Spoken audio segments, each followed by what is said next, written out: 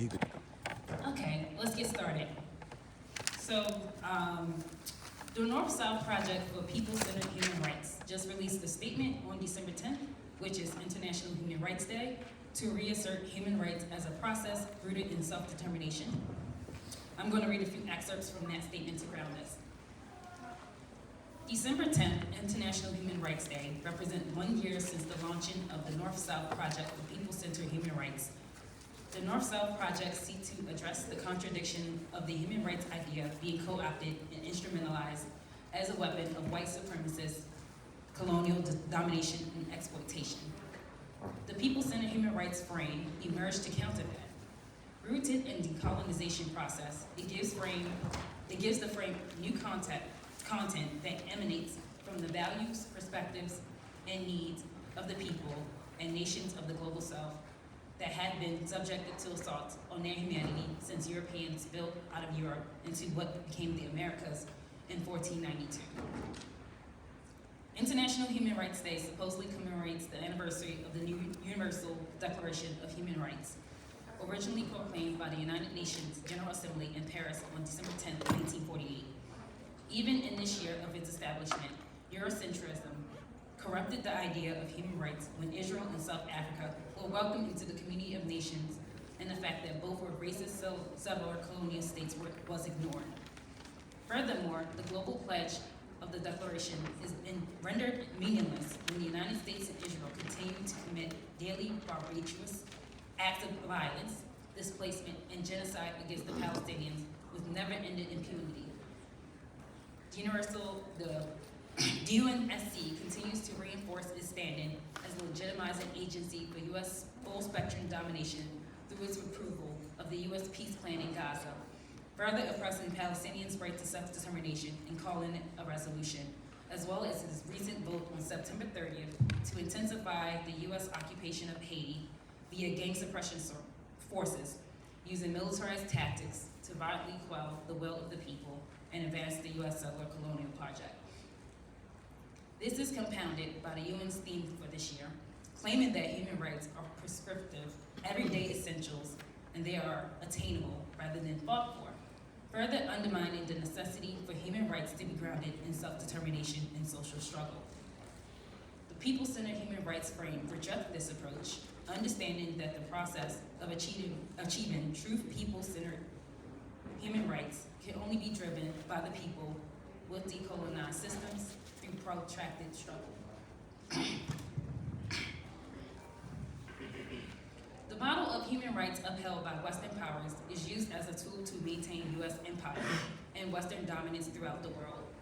While folks living in Africa, the Americas, Palestine, and Baltimore are experiencing oppression, death, and destruction, the Western world continues to exploit and extract from these colonized communities while also claiming to be the champion of human rights. For today's topic for the Town Hall on the fallacy of human rights, we will discuss people-centered human rights and the necessity for this framework as opposed to the West's fictitious version of human rights. So I would like to start with asking a question for the audience. So the question is, what do human rights mean to you?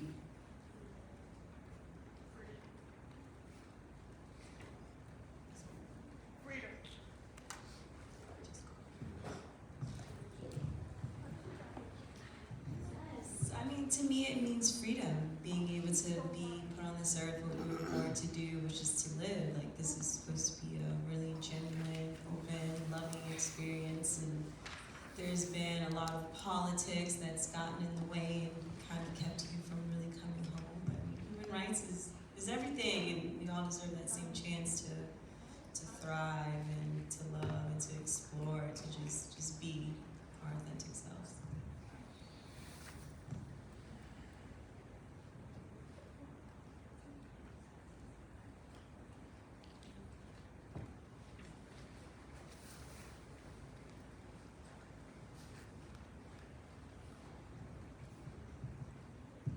I think as any developed society, a simple human rights may be food, water, shelter, as it is.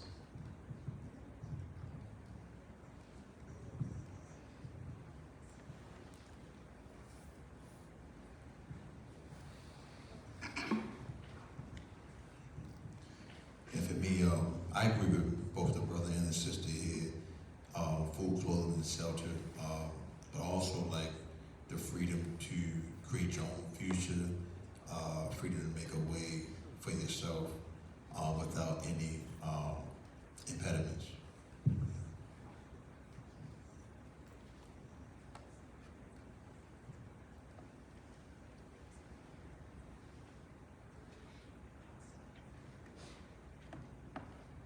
Anyone?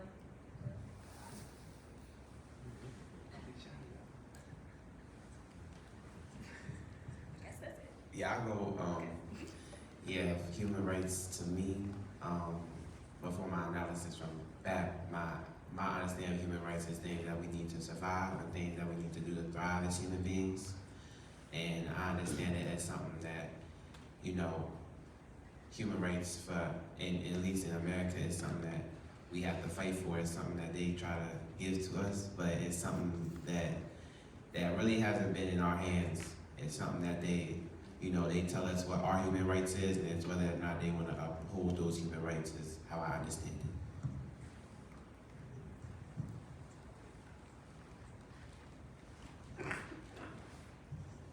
I think like human rights is like a way or like opportunities for people to live that just not only like honors their material needs but their like emotional needs as well, because it's more than just like a box that like, you know, a nation needs to check off, or like a group of people that's occupying like water or food and whatnot. It's like being able to return home and have like a connection to your family and your land. And like more often than not, like more and more it's being turned into like leverage from like imperialist powers. And you know, as like people in a first world country, we have a better understanding of our human rights, and I think it's like our duty to, you know, advocate and fight for that.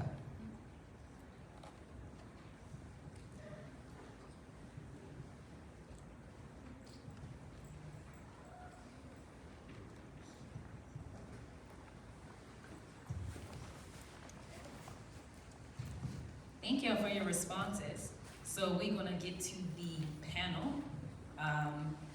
What's gonna happen is each person is gonna introduce themselves and start their presentation. I will do this if you're a minute away from your 10 minutes. Let's get started from my far left. Or should we do far left? Oh, no, you are, sorry, you will be first.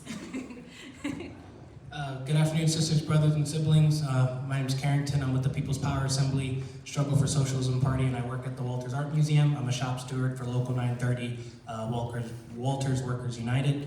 I'm going to be speaking about the human rights, the fallacy of human rights in regards to Venezuela, and from the perspective of the Afro-Venezuelan people, in the sense that the U.S., as we've seen through the massive blockade, through the terror bombing campaign across the Caribbean, we've seen the absolute barbarity that U.S. and Western imperialism will go to achieve its ends, and obviously that furious, that rage, that anger, that mass death and destruction is a stain on what human rights is.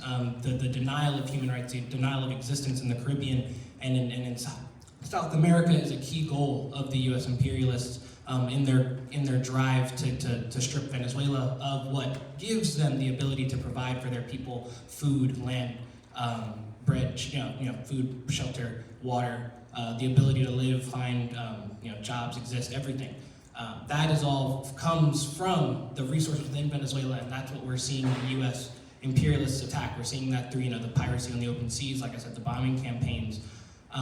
But what this is, U.S. imperialism, but also on the side of the Venezuelan reactionaries, the denial of human rights. There's cases of, I believe the gentleman's name was Orlando Figuera, a 21-year-old grocery store worker who was lynched by a white reactionary Venezuelan mob in 2017 because in Venezuela, your acceptance of the Bolivarian Revolution, the way you feel about the nationalization of oil and the strive to achieve socialism and to achieve those human-centered human rights, in Venezuela, that is tied to what you look like. They view the darker skinned you are, the closer you are to the revolution, because Chavez and the work carried on by Maduro made sure, in the words of Fanon, the last shall be first. The people who have been downtrodden by colonialism, by imperialism, will be moved to the front. They will be housed, they will be fed, they will be educated.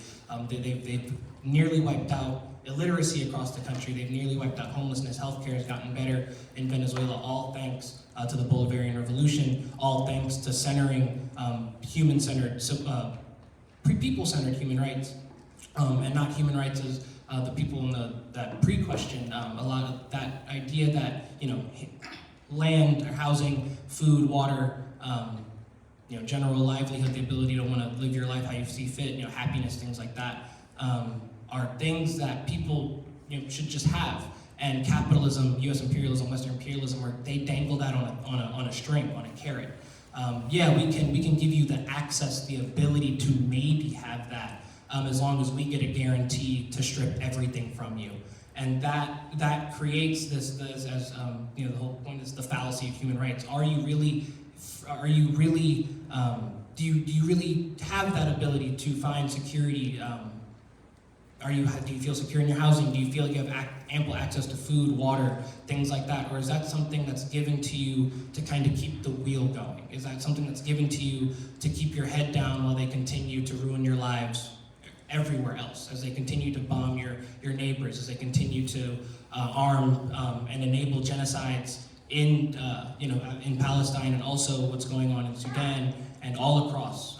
U.S. imperialism is a genocide on all of mankind. What it's doing by arming its attack dogs to go out and terrorize people for the sake of resources, and all of that is an attack on people-centered human rights. And what we see in Venezuela, especially as things are getting more and more dire, as the U.S. Has now announced a full blockade, like I said, after the piracy.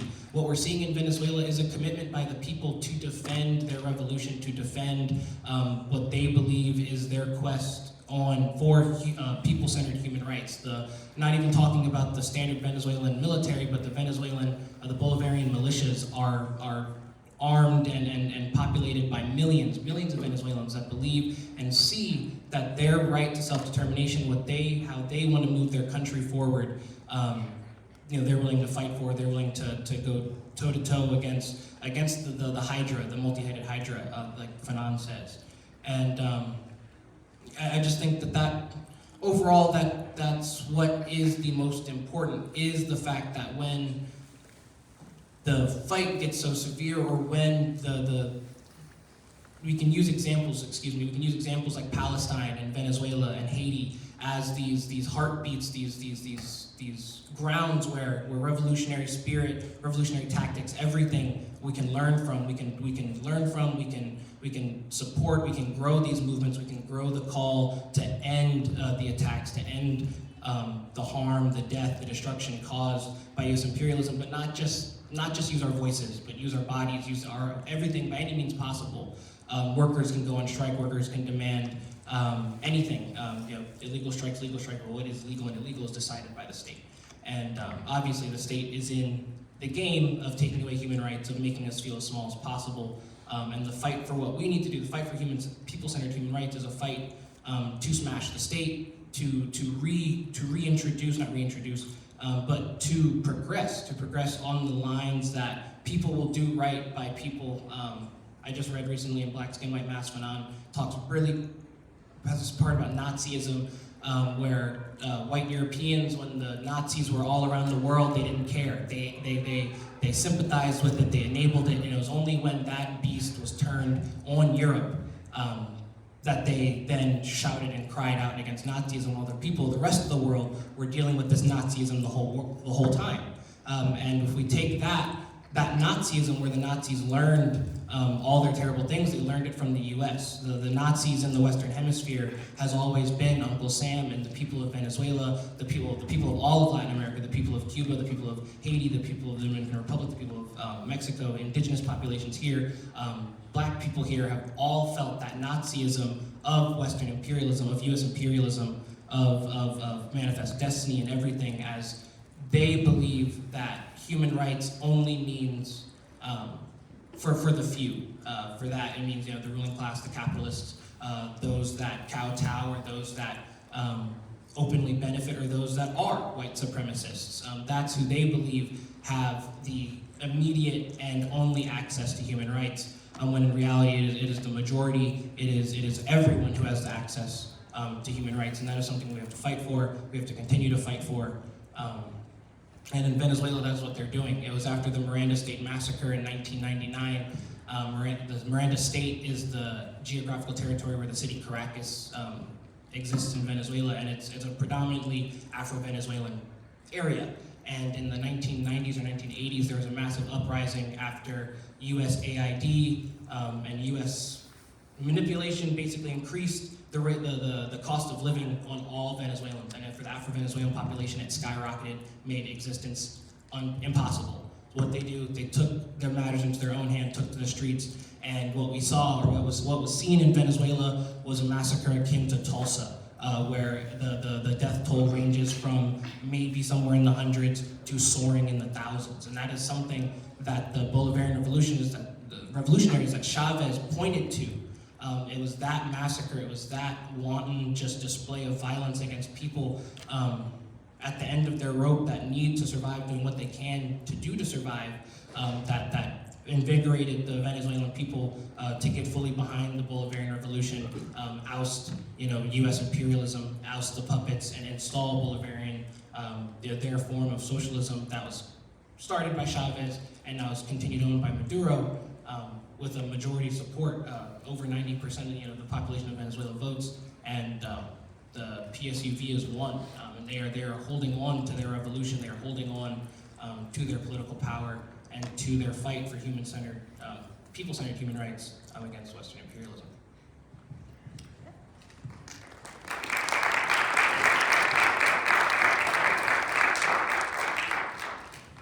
Okay, hi everyone, my name is Zion Pittman. I currently attend Morgan State University. Hi. I currently attend Morgan State University. I'm a junior computer science scholar. I'm here on behalf of Heart Smiles. I'm a program support assistant, facilitator, mentor, and all above. So Heart Smiles is a nonprofit organization here in Baltimore, Maryland that was founded by Joni Hollifield. It's founded in regards of behind like the Freddie Gray riots. Ms. Joni, she just understood the outcry that Baltimore youth had, so she decided to start a nonprofit organization that focused on leadership and professional development. Here you see my mentees, so they're here as well. But I'm really here to give a presentation on how Heart Smiles actually attacks human rights and how we do it differently, if that makes sense. But before we get started and more about Heart Smiles, I wanted to do a little interactive type thing. So if you can stand, then stand. If you can't, then you just can raise your hand. But the first one is, please stand if you had at least one adult growing up who believed in your potential.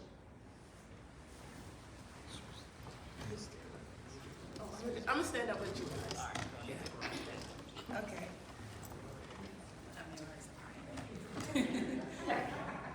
Okay, stay standing if that person didn't just encourage you, but showed you how to succeed. So they explain how to apply for colleges, help you write a resume, prepare for an interview, or even advocate for yourself.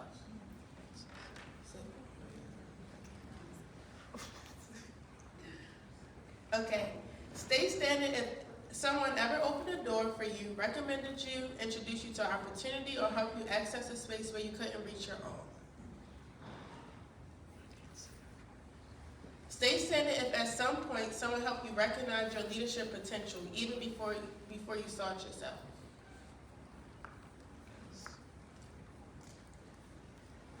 Stay standing if you believe you would be in the same place today without their support.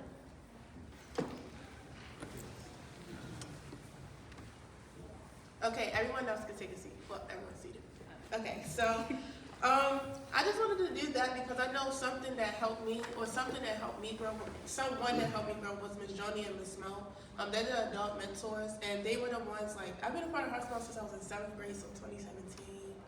Yeah, so they were the ones who guided me and helped me, I don't think they realize how much they have poured into me by just seeing how motivated they are, how disciplined they are, how, you don't have to be the girl or the woman that the white man called you to be. I don't have to be that angry black girl. I can go to college. I can do whatever I put my mind to, really. Like, it's just anything that I want to do, I can do it. And that was just by them opening up this opportunity, this nonprofit organization to help build and encourage like young leaders here in Baltimore. Like, we have different things. Each day we have something different. So on Mondays, it's Mission Monday. So what goals are you setting, or how are you getting to your goals? What mission do you have to help yourself and help your community? Tech Tuesdays, what technical parts are you working on here for yourself and for your community? Winning Wednesday, about mental health. How are you winning? How can you encourage yourself to be better on the mental aspect? Because not only if you want to be in your community, but you also have to be there for yourself when it comes to like mental health, which is something we take very, very seriously. Then we have Thriving Thursdays. That's when you work on professional development. How can you grow in a professional manner? And then we have Focus Fridays. So how do we incorporate all of that together from the week? So our organization exists because the potential alone is not enough. We work with young people who are intelligent, capable, and motivated, but who often lack access to leadership training, professional development, and mentorship. Not because they are unworthy, but because systems were never built to reach them. So something that I was taught, it's not only in school. Like, you have to, I don't know if like, you ever talk about that, but a lot of teachers, they say like, we just can't teach you in school. You have to learn at home, you have to learn in different activities and stuff like that. So that's just something that Hearts Mouths give to young people. That's something that's like, entrepreneurship is another thing. Like, just knowing that if you want to build that business, you can do that, but you have to have the right guidance and the right people around you to do that. Hearts Mouths is not just a nonprofit organization, it's a family. So like my mentees, I tell them all the time, if you want to call me, you can call me. You might got to call twice because they begin deep, but you can call me to just know that I'm here. And I just feel like that all relates to human rights because, again, having that access is a lot of times as minorities in the community, we have access, but we don't know about the access. So just being in the community, doing things like this to say, oh, hey, this is Hearts Mouths, this is what we do. If you want to reach out, I can give you the address to our Youth Success Center. If you want to donate, we are doing a campaign right now, $1 to $1 million. So if y'all want to donate $1, I can send y'all the, But just having different things or different opportunities for young people, and definitely as black people growing up in Baltimore City, because there's a lot of times like people who are not from there, they just think we're just these angry people, and that's not true. So just knowing that, like, even though human rights, we talk a lot about the policies and the politics of it, what is the access that we have? What is the access that's given to us? Or how are we taking advantage of that? Because again, like I said, like you can have the access, you cannot know about it, or you cannot take advantage of it. But just having people hold you in your corner and be there for you to have that access is just something that Hearts Mouths does, you know? And even if you're not ready to grow, they're there to be like, okay, you're not ready now, our door is always open. So just to give a little, that was my piece here today, just to give a little more about Hearts Mouths and how we actively work with human rights and give opportunities to everyone, no matter your color, their age, nothing. The younger you are, the faster, you can always learn leadership skills or professional development skills. So, yeah.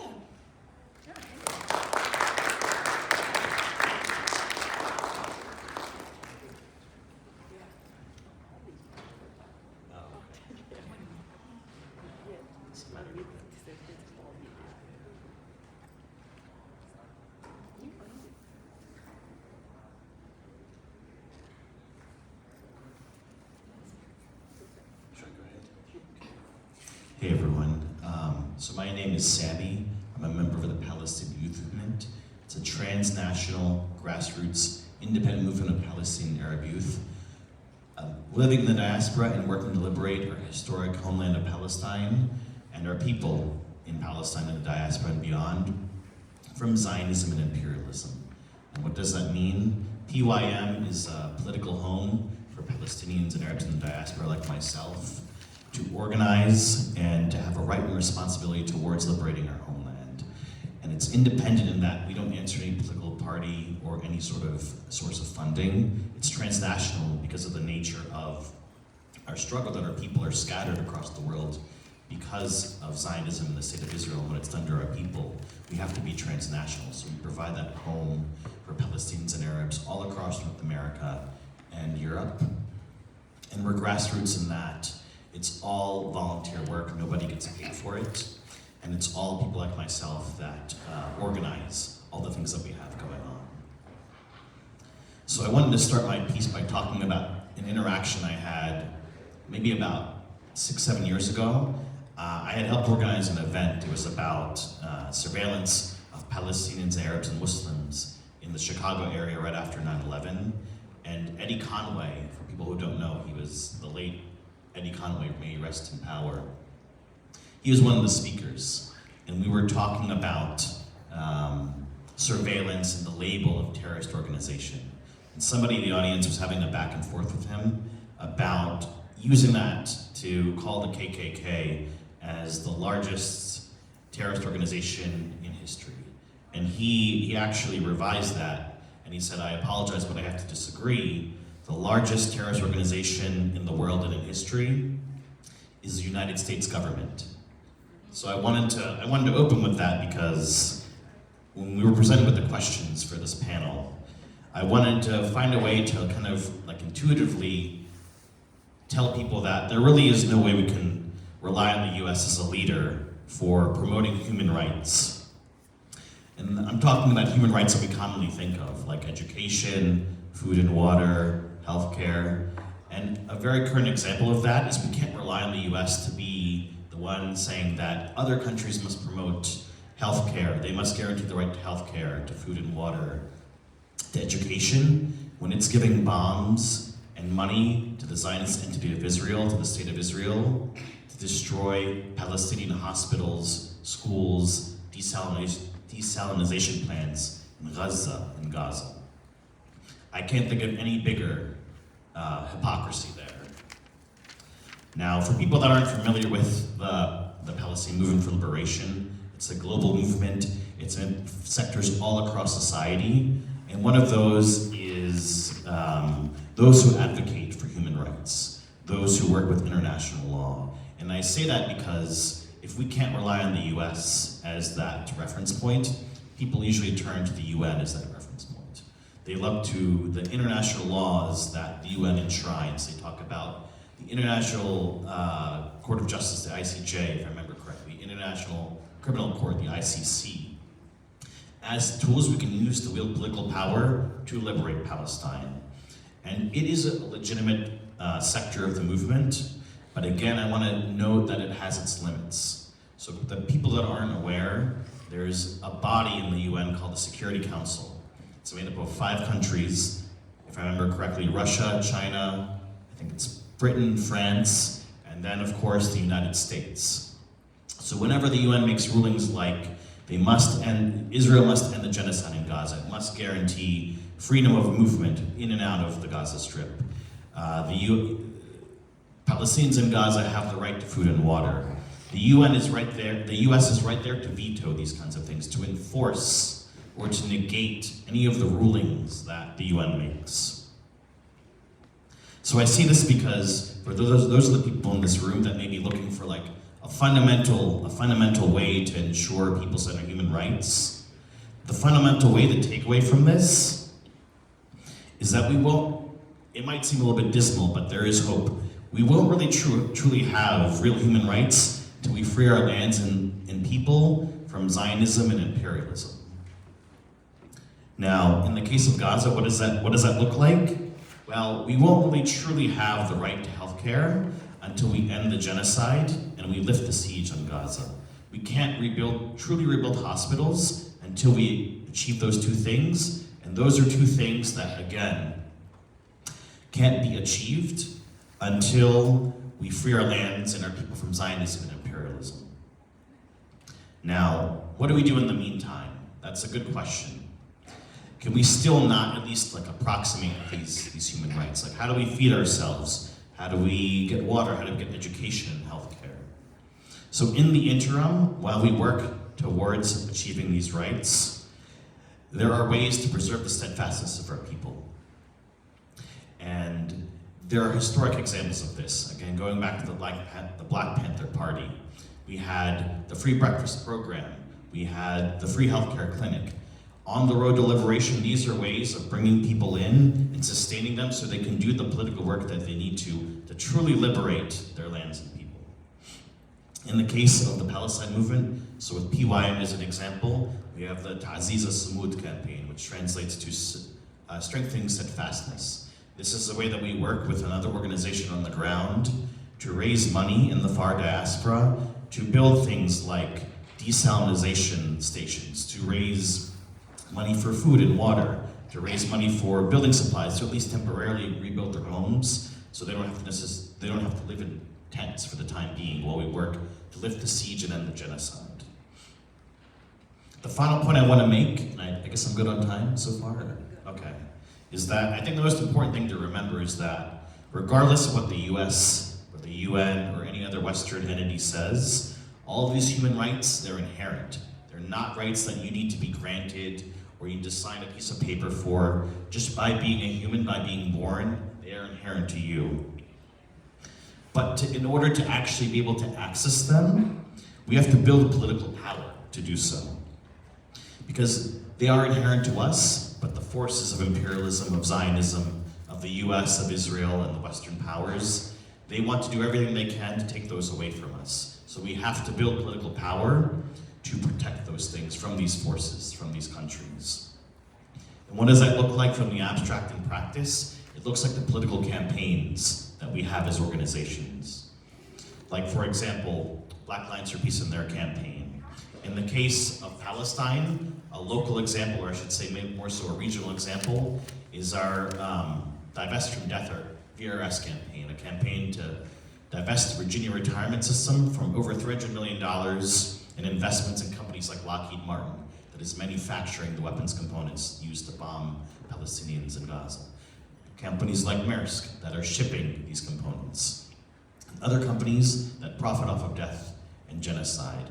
And the idea here is that if the US government refuses to grant us these rights or to continue to assault them, if they refuse to continue to provide the material support to ship these weapons and to build them here in the US, then there will be political consequences for this. There will be divestment of these companies and corporations that are doing that.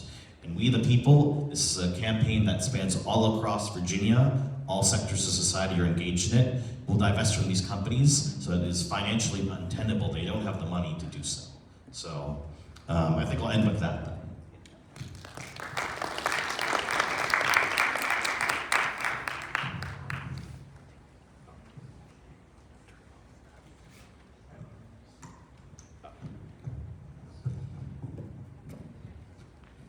Pardon me if this is loud. My name is Sister Sheena. I am from the Black Alliance for Peace, Baltimore to be specific.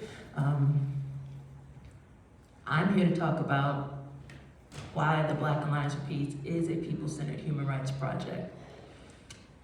As many of the panelists have stated before, there are limitations to what the West defines as a human right. Much of what the West actually does is the very narrow-minded, you can have this in exchange for that. That's not how rights work. You cannot bargain your way into a human right. You are a human, you have them. But the understanding of human rights in the West is a perpetual system of negotiation.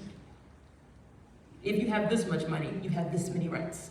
If you do not have this much money, you have this many fewer rights.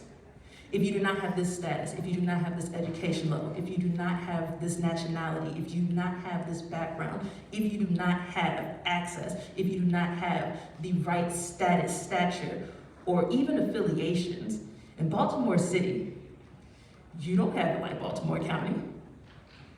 You know you don't have it like Baltimore County. When you get forced out of the city into the county, those rights that you didn't have in the city didn't become your rights because you moved to the county.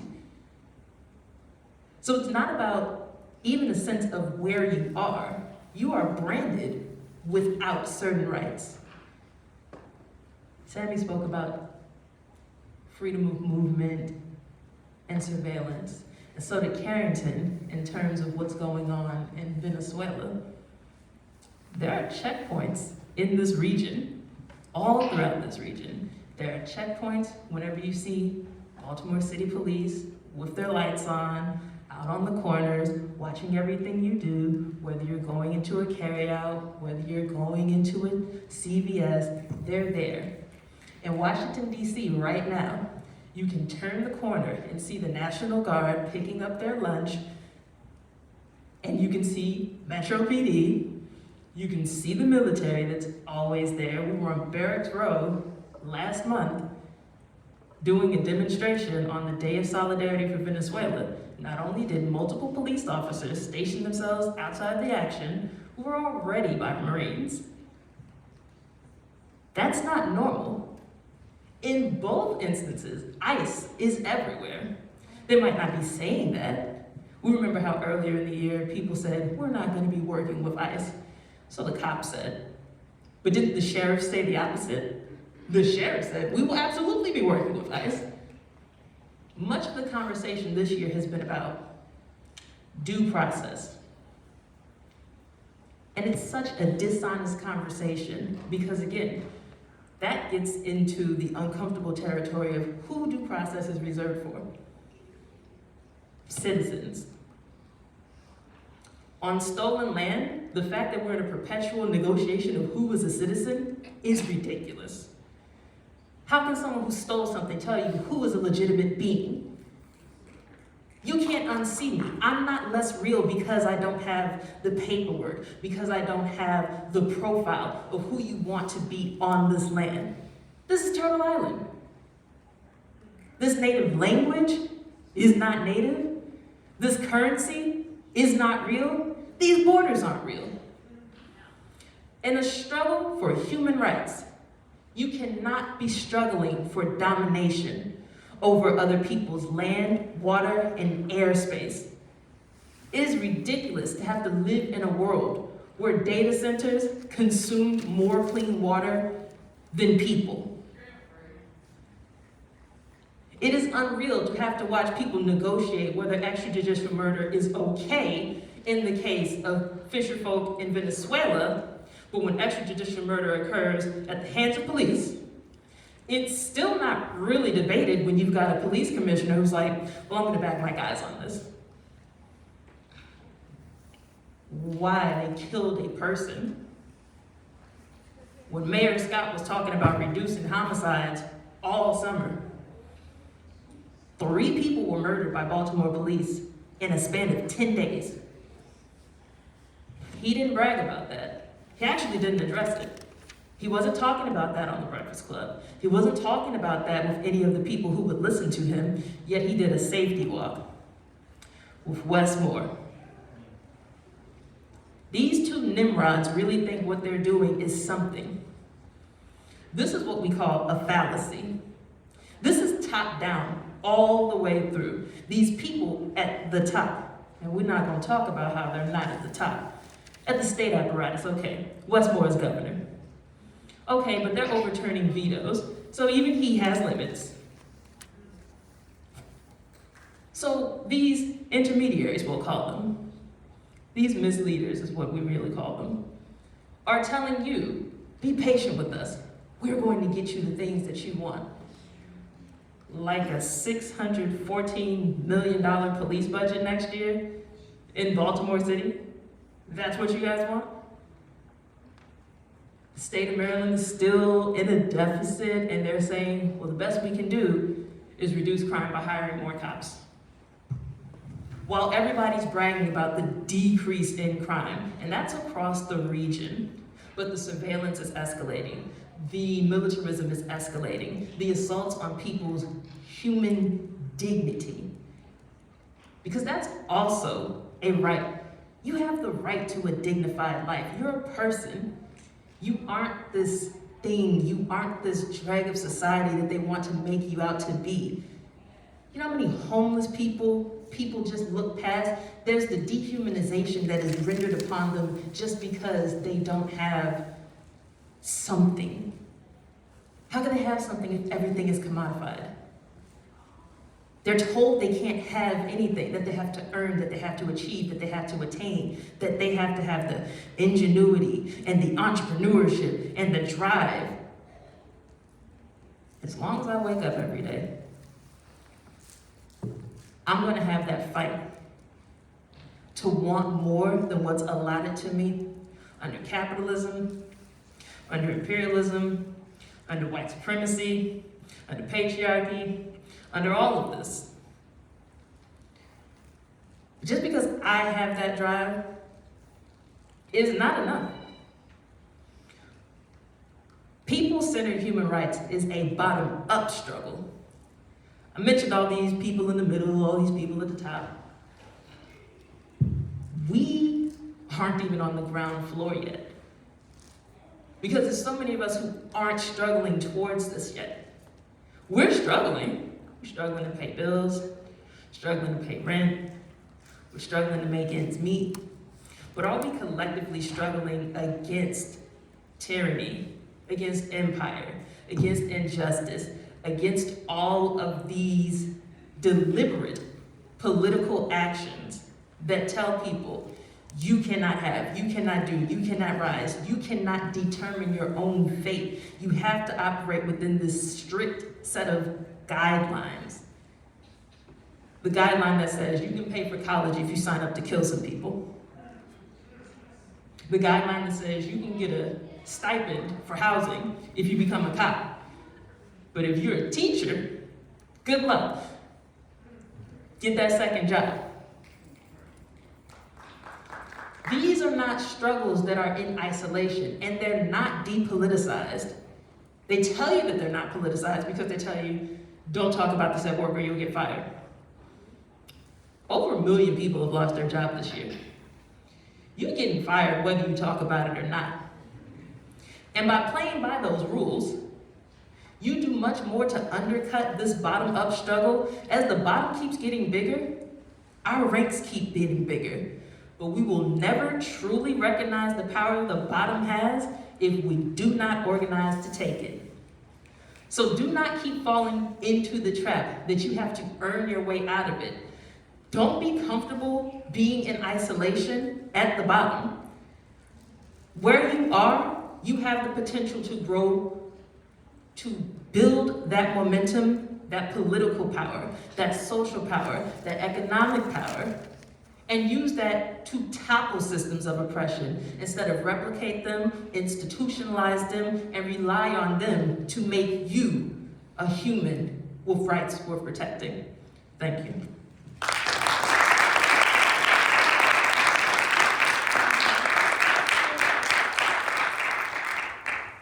Thank y'all for your presentations.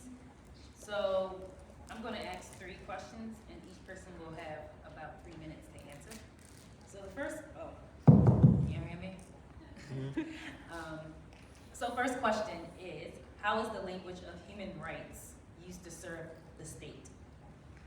So someone can hop on first.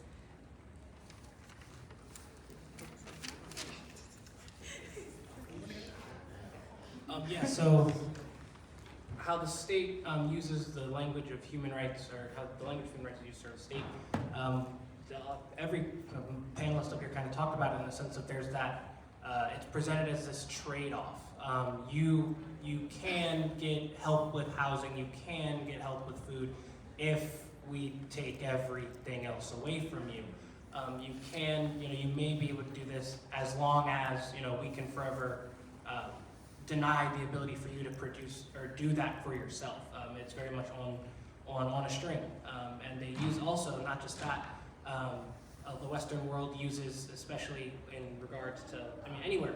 I know I love bringing up Fanon, and he talks about how the colonial powers refer to the terms of the bestiary and demeaning and dehumanizing of black and brown people. When we see, instead of turning to the bestiary, we see them turn to the words of the boogeymen under your beds or in your closet, gangs, terrorists, narco-terrorists.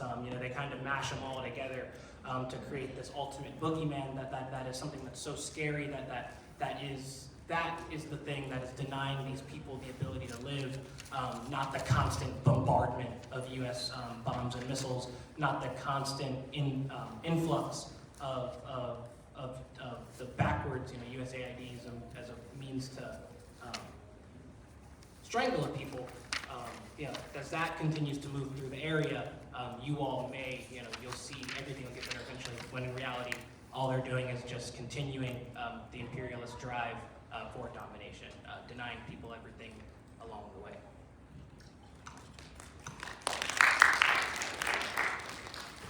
I just want to build on.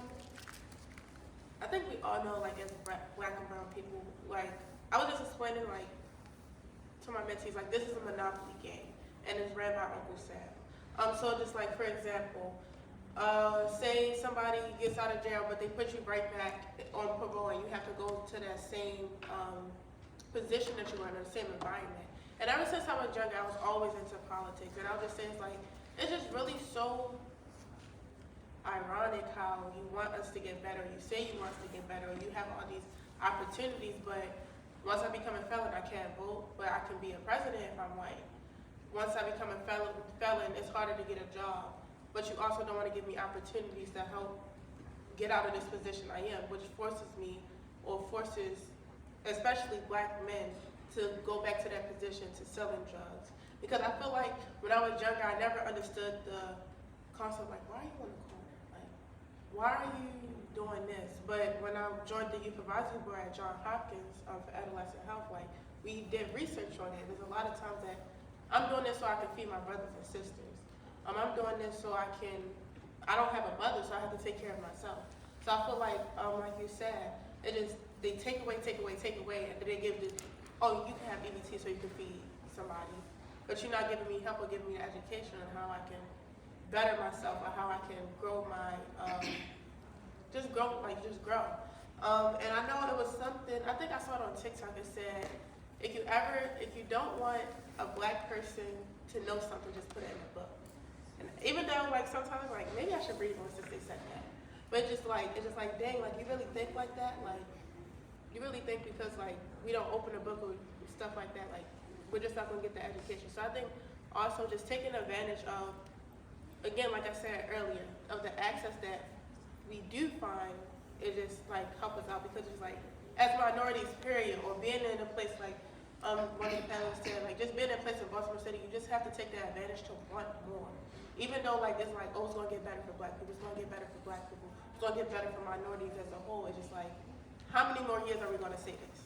How many more times are we gonna say this for us to get the education, stuff like that? So that's why I was just building on to.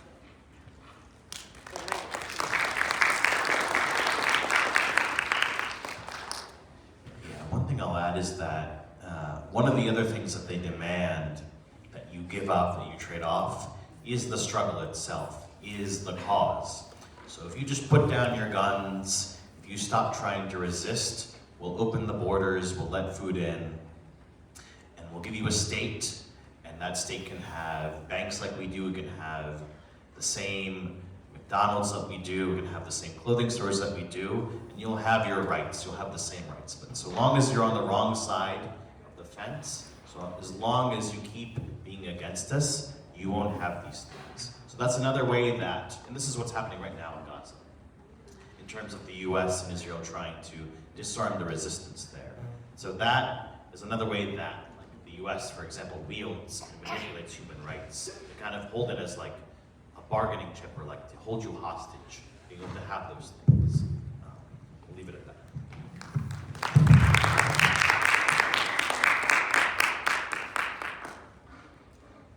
Okay, so we'll start with question 2, which is, why should people-centered human rights be rooted in the decolonization process? That I will jump on. So, people-centered human rights have to be rooted in decolonization because none of this would be happening if it were not for the endless expansion of empire. You cannot build hundreds of military bases around the world and say, all right, these people are threatening my safety. How?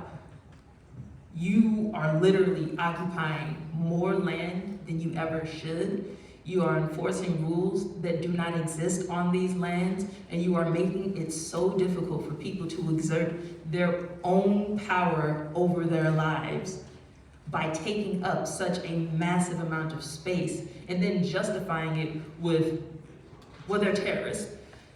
If they were terrorists, Why would you send that many resources to live there illegally, to occupy the space, and then say that they're terrorists, but the trade-off for fighting terror is looting?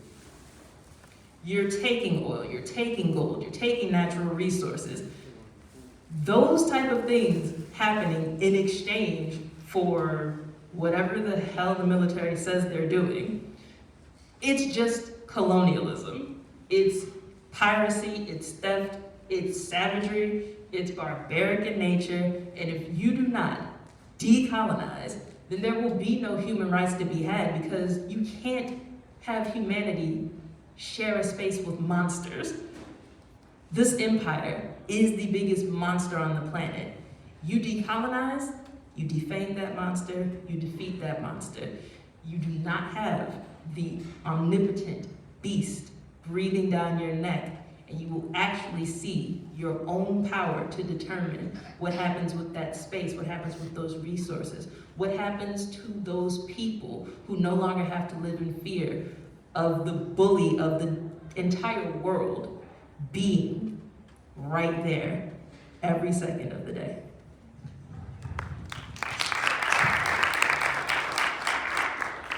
And the same exact thing is true in Palestine.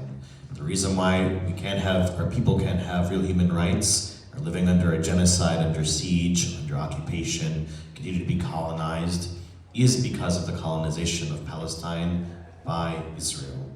And until we defeat Israel and liberate our lands from not only Zionism, but also from imperialism, from the influence of the US, that Sister Sheena was talking about as well, that is why this is like the core issue that we face, and it goes beyond needing to have a state or needing to have equal rights. We can't really have any of those things, period, until we remove this fundamental issue, this fundamental problem.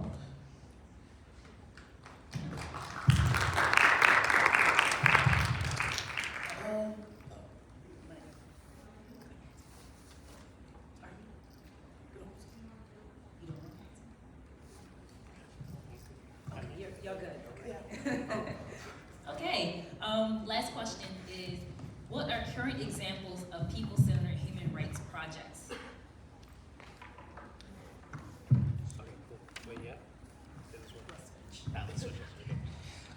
So some current examples of some people-centered human rights projects. One project I can talk a lot about, the People's Power Assembly. We have a campaign to fight for, alongside the community, a city-owned grocery store where the city would prioritize. Obviously, it would be a for-profit grocery store. It would stock it based off of people's needs. There would be, subsidized prices of things to allow, because of disinvestment in Baltimore, the lack of proper, full infrastructure and job insecurity and all that. So people, as speakers talked about before, the right to dignity is a right to human dignity, feeling dignified as a human right. The ability to feed yourself in a grocery store, the ability to just go aisle to aisle, get food, not have to wait in lines on a day where some food service is providing free food on the corner, you have to wait out there in the cold. Some day where, the people, in Upton specifically, they do food drives out in front of the big boxing training area. That's only on select days, and you're having people out there to weather the heat, the cold, whatever. And the city would rather fund these kind of Band-Aid solutions instead of actually bringing dignity, actually bringing a brick and mortar piece of infrastructure to the community, to allow the community to feed itself, provide for itself over a course of time. That is one project that's currently going on, and it's in honor of Bilal Abdullah. We talked about the 3 people that were murdered in 10 days by BPD. Bilal Abdullah was one of, I believe he was the first. That was the 3 that were murdered was Bilal, and then Peter Karsha Brooks, and then Dante Melton Jr. And we're working with Miss Joy and the Bilal and the Abdullah family to fight for this grocery store and fight for justice for BJ.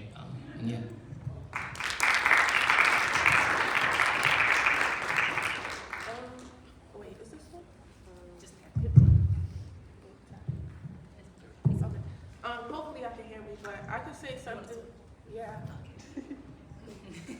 Something that I already talked about was Heart Smiles.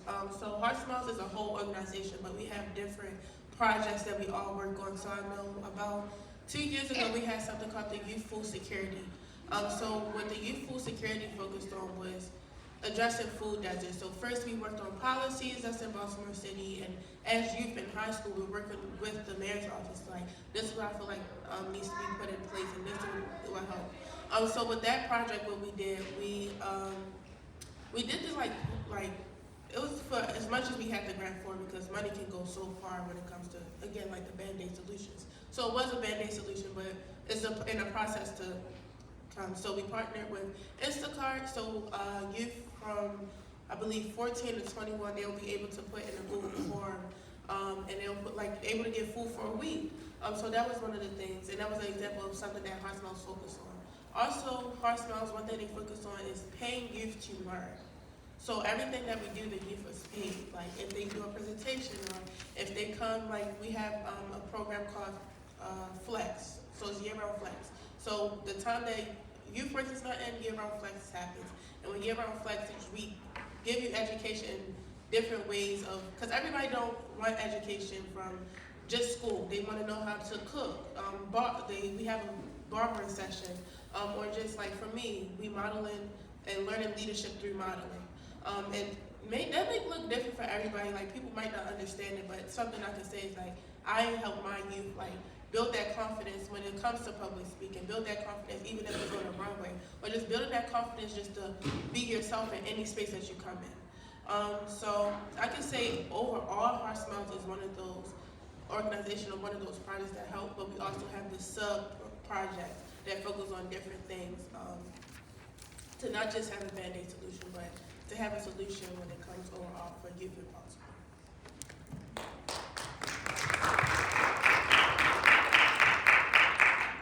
In the case of Palestine, it's a little bit different because the majority of our people aren't here in this country. They're either currently being colonized in our historic homeland, or living in refugee camps within the homeland, or in other Arab countries surrounding occupied Palestine. So what does this look like? Well, generally it looks like aid organizations providing these resources to Palestinians who are living in the camps.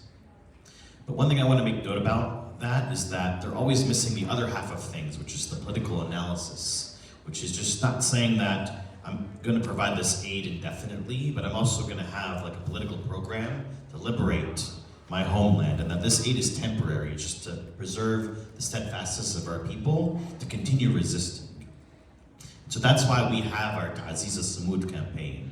It's something that we pair with our politics in PYN to say that we will materially support our people in Gaza while they are trying to survive and resist genocide.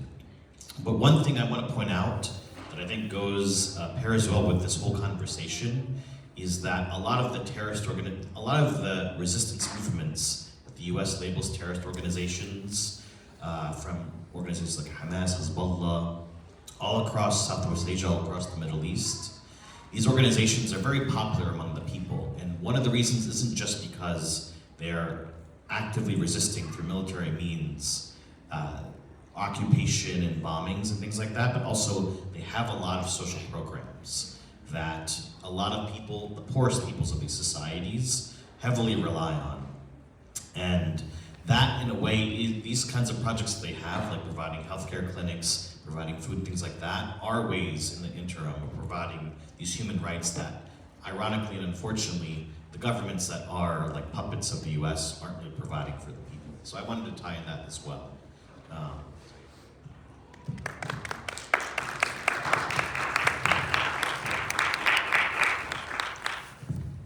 Thank you. Well, the Black Alliance for Peace is a people-centered human rights project against war, repression, and imperialism. And I don't say that to like be funny. I'm wearing a shirt and a button, and yes, the literature is here. But we also have member organizations that are also doing this work. So when we say we're an alliance, we have individual members, we have organizational members. We are located throughout the world. We are on the continent of Africa. We are in West Asia. We have delegations where we actually take this beyond just here. And yes, they do need financial support to do that work on the ground. Sammy said we are not getting paid. He is absolutely right about that too. I'm not getting paid to do any of this. But the reason that this work is so important is because I can recognize that the struggle going on in Palestine is a struggle that's going on in Zimbabwe, is a struggle that's going on in Sahel, is a struggle that's going on in Venezuela, in Cuba, I mean, you name it. If imperialism is there, hawking down entire populations, staking out the chance to steal resources, eliminate entire generations and bloodlines of people, then that is why this work is so important. We are not a project that wants to incrementalize our way to power. Self-determination cannot be deferred to the right candidate. It cannot be relayed through intermediaries and the person who I have access to at City Hall.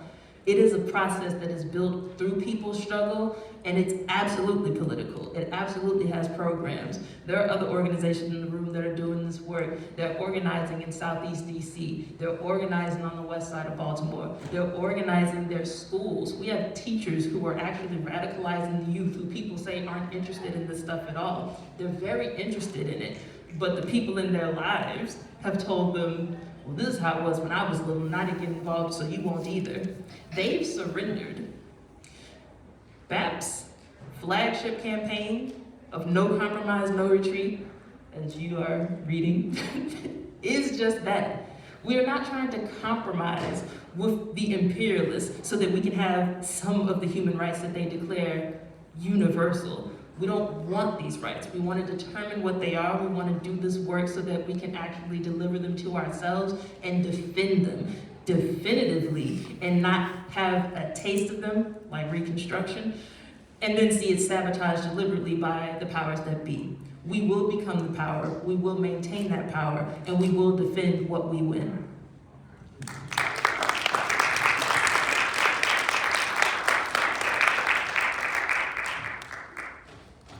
Okay, so before we start the Q&A from the audience, I just want you to know that food is available and ready, so if you're interested, there's some in the back.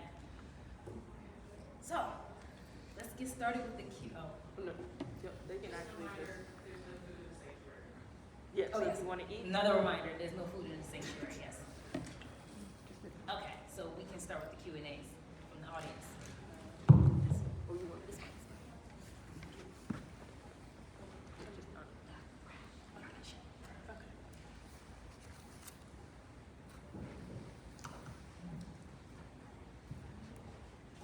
This is the part where you guys can ask any of us questions. So if you have them, someone will bring a mic around to you, but have to raise your hand so that they can identify you.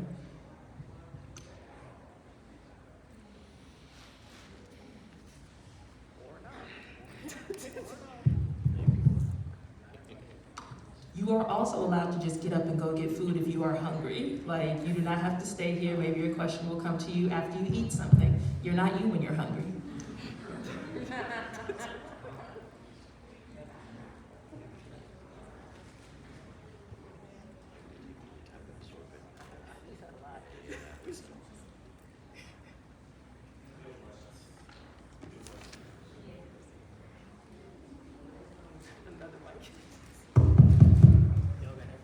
Thank you. First, thank you all for the panelists. It was very clarifying, informative. Second, this is actually a petition for what Carrington was mentioning, and it's out on the table there. So I just wanted to draw your attention if you want to join the petition. My question, how can we, audience members, get further involved in your organizations?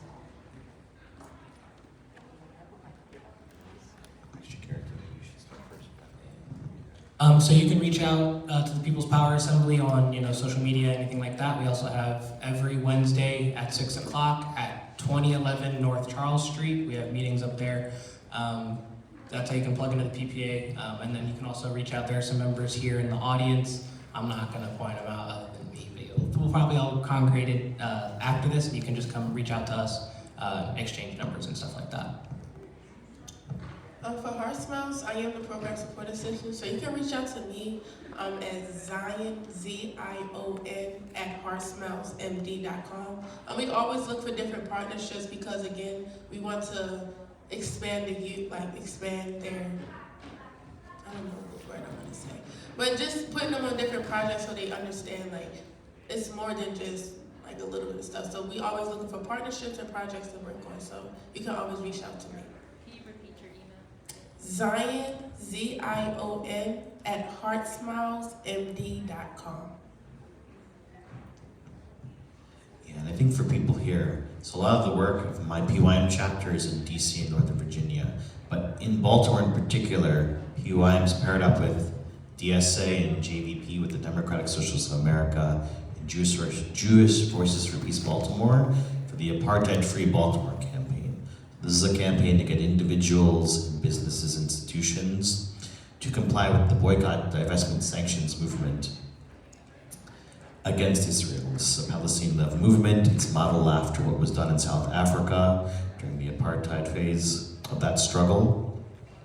And this is a really great way, for example, if you want to learn how to change your shopping habits as an individual, or even better, if you work at a business or a business owner, to divest your business from products that materially support Israel and consequently support the genocide and the siege on Gaza. So I think that's like a really easy way for people to get involved. For people that are more interested in traveling to DC and Northern Virginia, you can really get involved in canvassing across the state of Virginia, especially in Northern Virginia, for that campaign I mentioned, the VRS campaign, to divest more than $300 million in investments in companies like Lockheed Martin, Northrop Grumman, etc., from the Virginia retirement system, a state pension system, as well as soon in Maryland, getting AIPAC money, the Israel lobby, out of the local politicians' pockets. That also is a way to get involved. So I can speak more about that with you guys one-on-one after this. So. To be brief, there's plenty of ways to get involved with the Black Alliance for Peace. I'm not going to say join as the first one because that is not how I do things. You can go to the blackallianceforpeace.com where we have details about all of our campaigns. I named the flagship campaign of No Compromise, No Retreat, Defeat the War on Africans in the U.S. and abroad. We also have Zone of Peace, which is in our Americas. You can read about that campaign, this campaign, and equally important campaign, U.S. out of Africa, shut down AFRICOM. These three campaigns always need support. They always need more attention. The website has press releases, bulletins. There are plenty of statements. We are in the news. What we do is not, confined to these rooms. We need people to take the conversation out of this room. Take it directly into your community. Take it home with you. Take it to your stubborn relative who thinks that we are being protected by the military. We are not. They are destroying lives. They are destroying families. And just because that is what gets them a paycheck, that does not mean that it is a representation of any good being done. That is a material benefit for causing destruction and death abroad. And it's invisible to you because, of course, you don't live in the quote-unquote war zone. Except domestically, that looks like the police dragging people out of their homes because they're getting evicted. That looks like the police putting their guns to the heads of 14-year-old children because they look like drug dealers. All of this is imperialism, whether it's domestic or abroad. These are the things that you, by joining an organization, I will not say join this organization, but joining an organization that is fighting for the liberation of your people, will instill in you the discipline and the necessary politics to accompany that action. Because it's not just joining an organization to say that you're a part of something, take some pictures and roll out. You really do have to commit your time, your energy, and your skills to it. Because this is a war and their forces are organized. Ours are not, and we are seeing the havoc wrought from being unorganized. So please get in touch with members of organizations, go to our website. There is a join tab, but I did not tell you to join the Black Alliance for Peace. simply told you to go to the website and learn about the work we do before you make a decision to do such a thing. Thank you.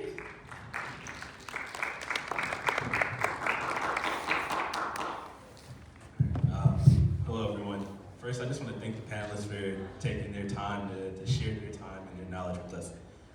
And then my question, I guess, speaks more towards like what's going on in Venezuela and Palestine, but I guess some of the other global human rights crises. I'm personally a bit pessimistic just in terms of America as the state. I think they've shown for the greater part of 500 years through their actions, but also inactions, what its principles on human rights are. So my question to the panel is, for an equitable and human rights fulfilled future, what do you think the global society needs to do to kind of lead that charge and create the future?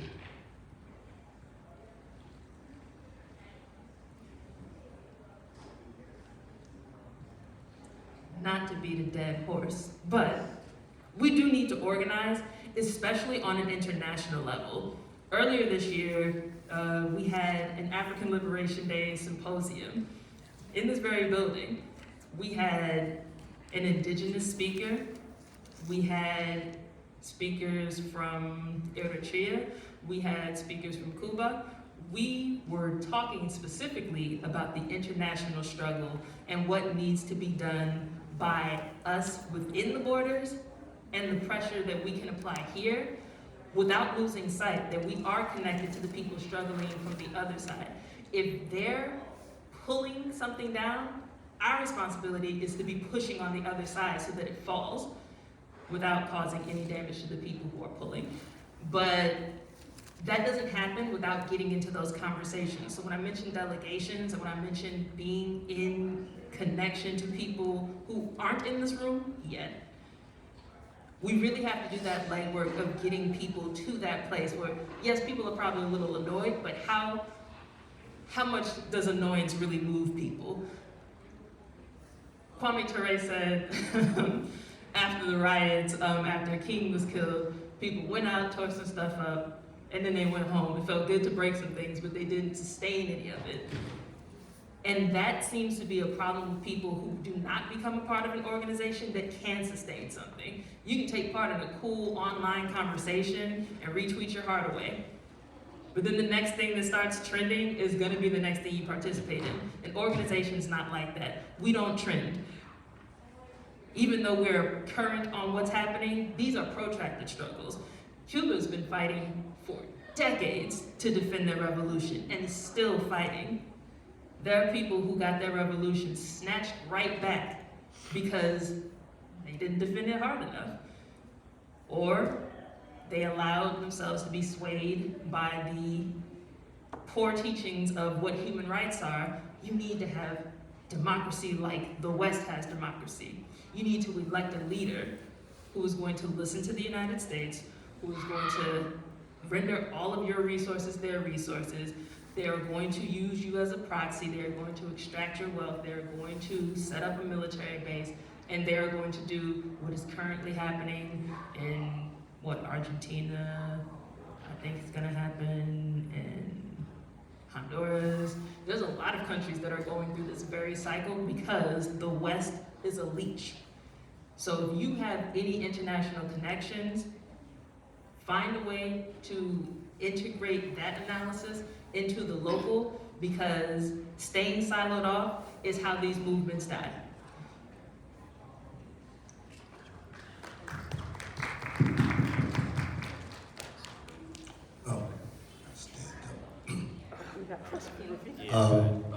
I was gonna say, is it a question or? I was gonna say something. Sorry.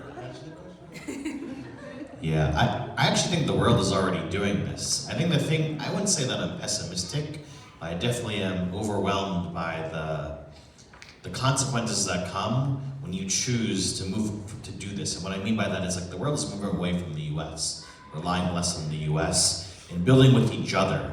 These alternative, like the BRICS countries, for example, Venezuela is a very good example of this.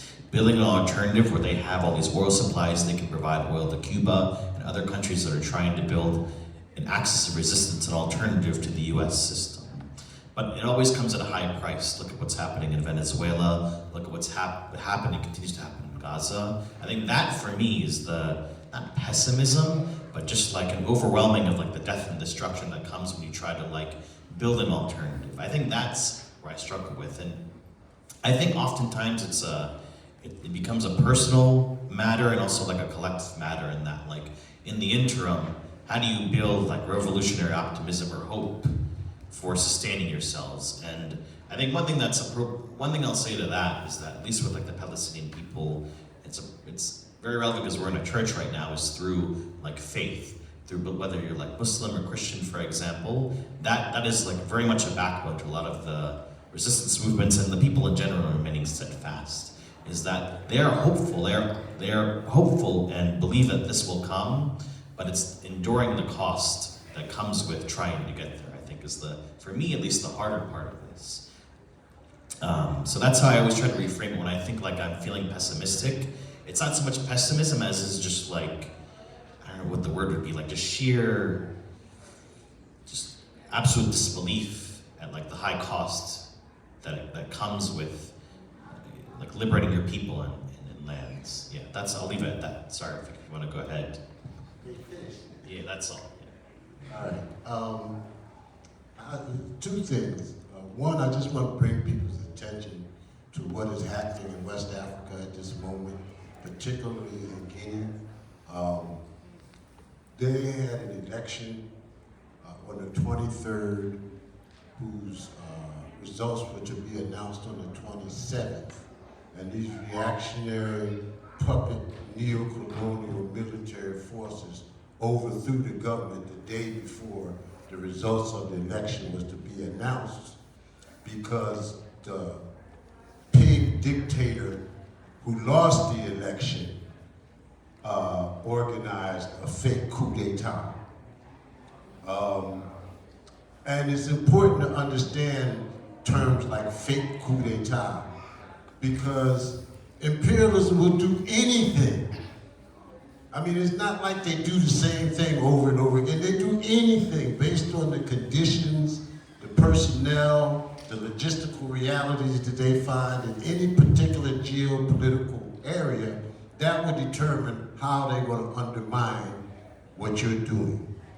So the specificity of what they're doing to us in Baltimore would be different from what they're doing in Gaza, from what they're doing in Benin, from what they're doing in DC. But those specifics are actually all part of the same process of oppression and exploiting the masses of the people. So we can't get confused by this. So I just wanted to make that statement. We found out this morning that the generals of the armies of West Africa, who are members of the Economic Community of West African States, is in Guinea today telling the military who overthrew the government to step aside. They will be in discussions with them for the next 3 days, and there's some other things that are in works. But while all this talk is going on, our people are being hunted down, our people are being kidnapped, our people are being tortured. Our headquarters in Guinea-Bissau has been under siege for the last week.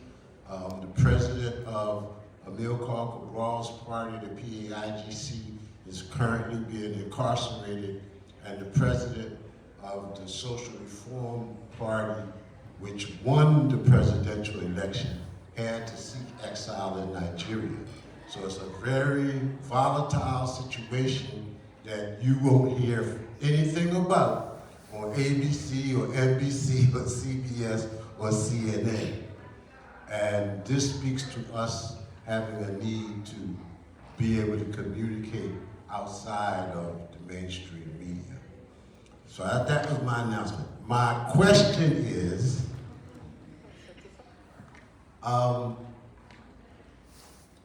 the words human rights have been used as a justification for genocide.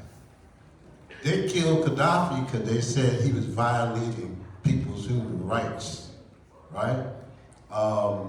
And they do this over and over again. They claim that Hamas was violating the people's human rights in the open-air prison of Gaza.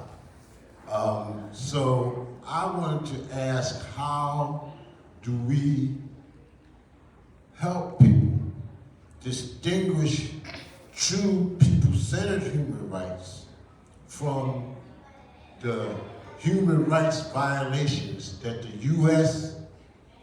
asserts, which is really a justification for U.S. military forces coming in to that area? Like Boko Haram, they claim violates people's human rights, so they have to send AFRICOM into different areas to fight Boko Haram, who happen never to be there when AFRICOM gets there. So just talk about how imperialism takes these words and terms and gives them other definitions and then uses them to perpetuate their goal of hegemony over the world. Thank you.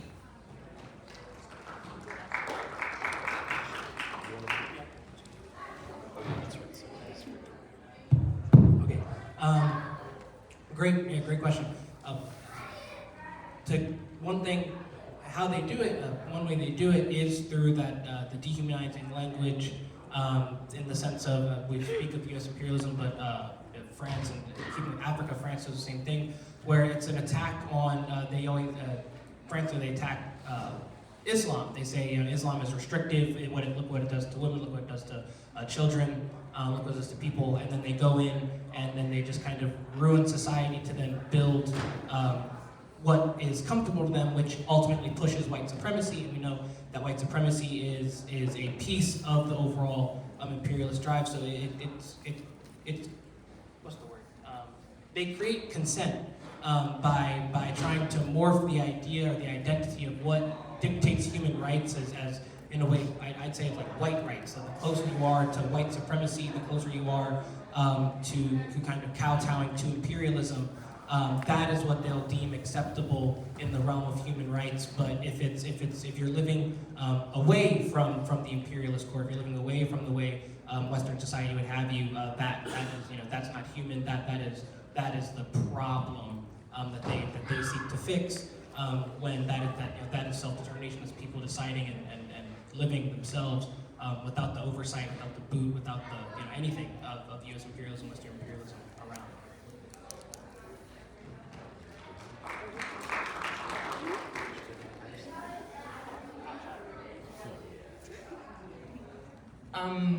The West has given these false definitions, because we are talking about the fallacy of human rights.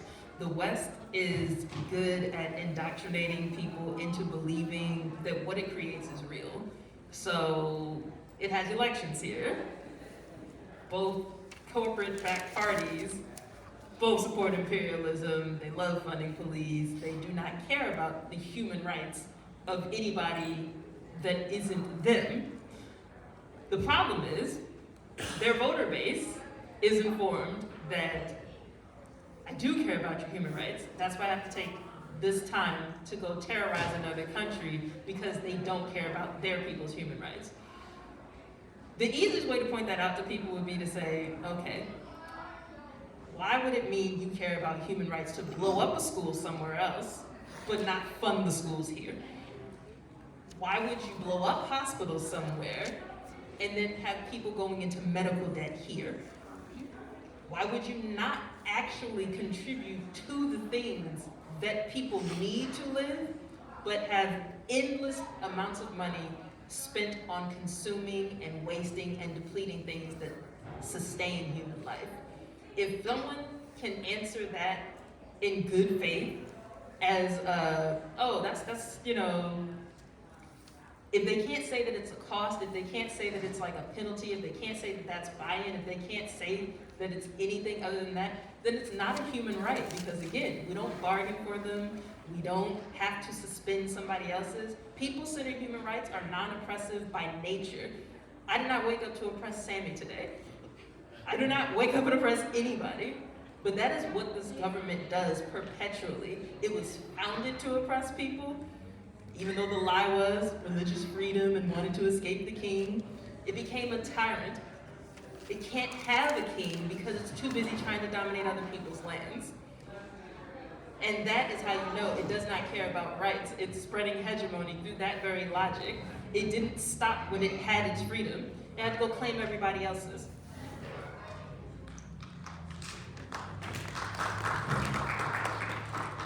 Yeah, one thing I want to add to that is that there's also a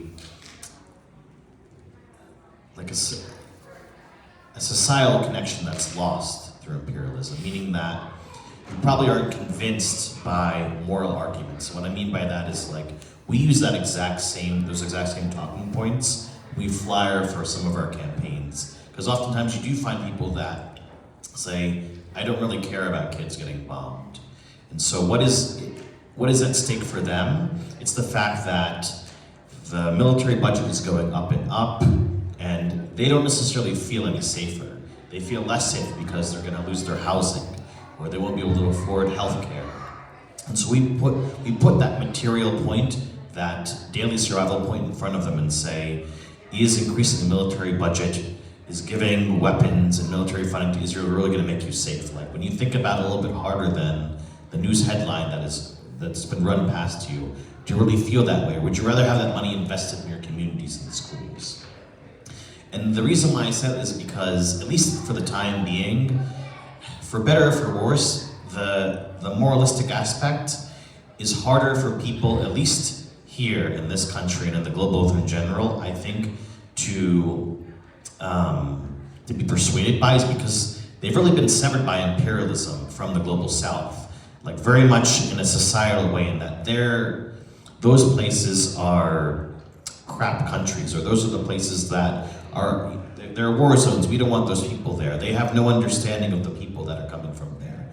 And that is something that, again, because these are looked at as places where we extract resources from, where we go to war to keep our people, to keep ourselves safe, quote unquote. I think that is also another way that imperialism does this. And I think it does that through the cultural component of it, meaning through movies, things that like show like a US sniper in Iraq, for example, in Iraq, or through like comic book movies of various kinds and things like that. So I think that those are other ways that it is more insidious, beyond like the political wing with politicians or the economic wing through using like the IMF and things like that. Yeah, I'll leave it at that for now.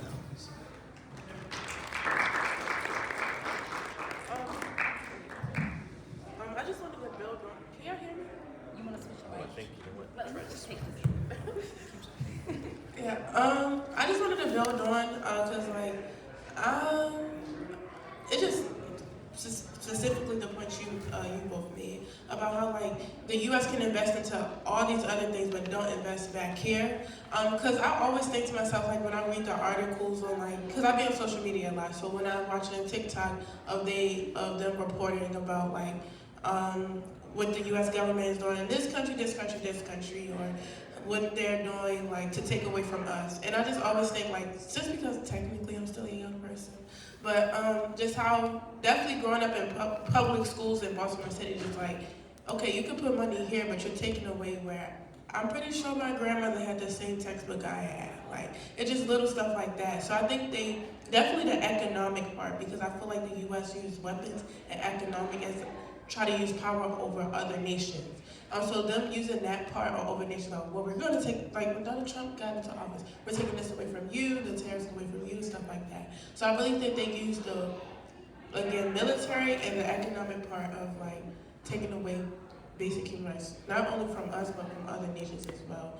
Because we all know where the U.S. was founded from, but like when we have the leadership, quote unquote leadership, the power, like I have this power, so this is what I'm going to take away from my people and from your people. So yeah.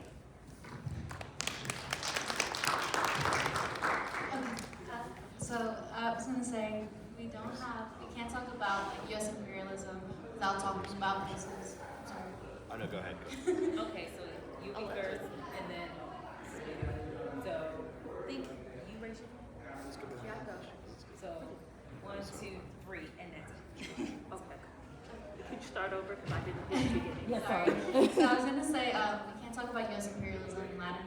without talking about Puerto Rico, for example. Me being Puerto Rican, like I've firsthand witnessed like a lot of things that happen there.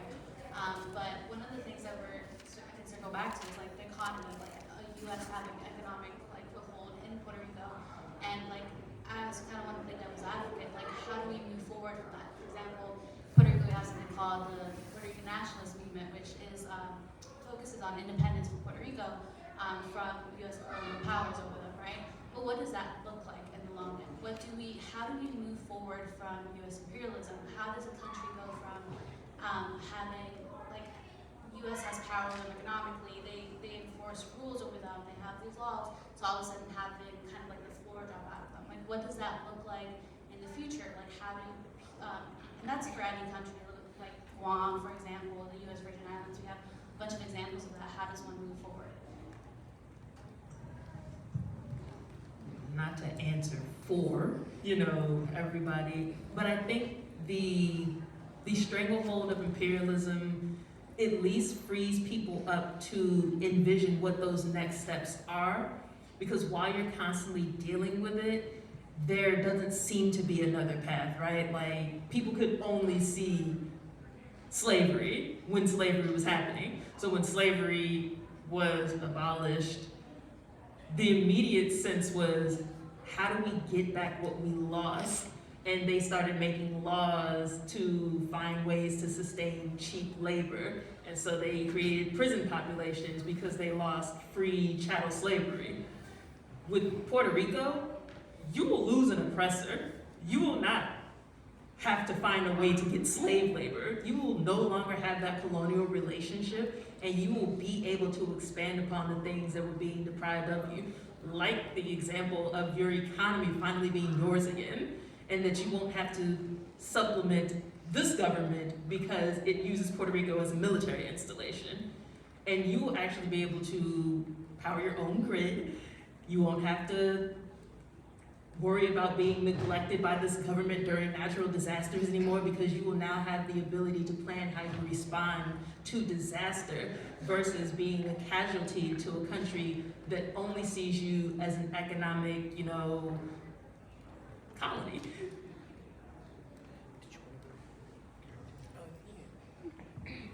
But so I'd say similar to I'm so sorry. Yes.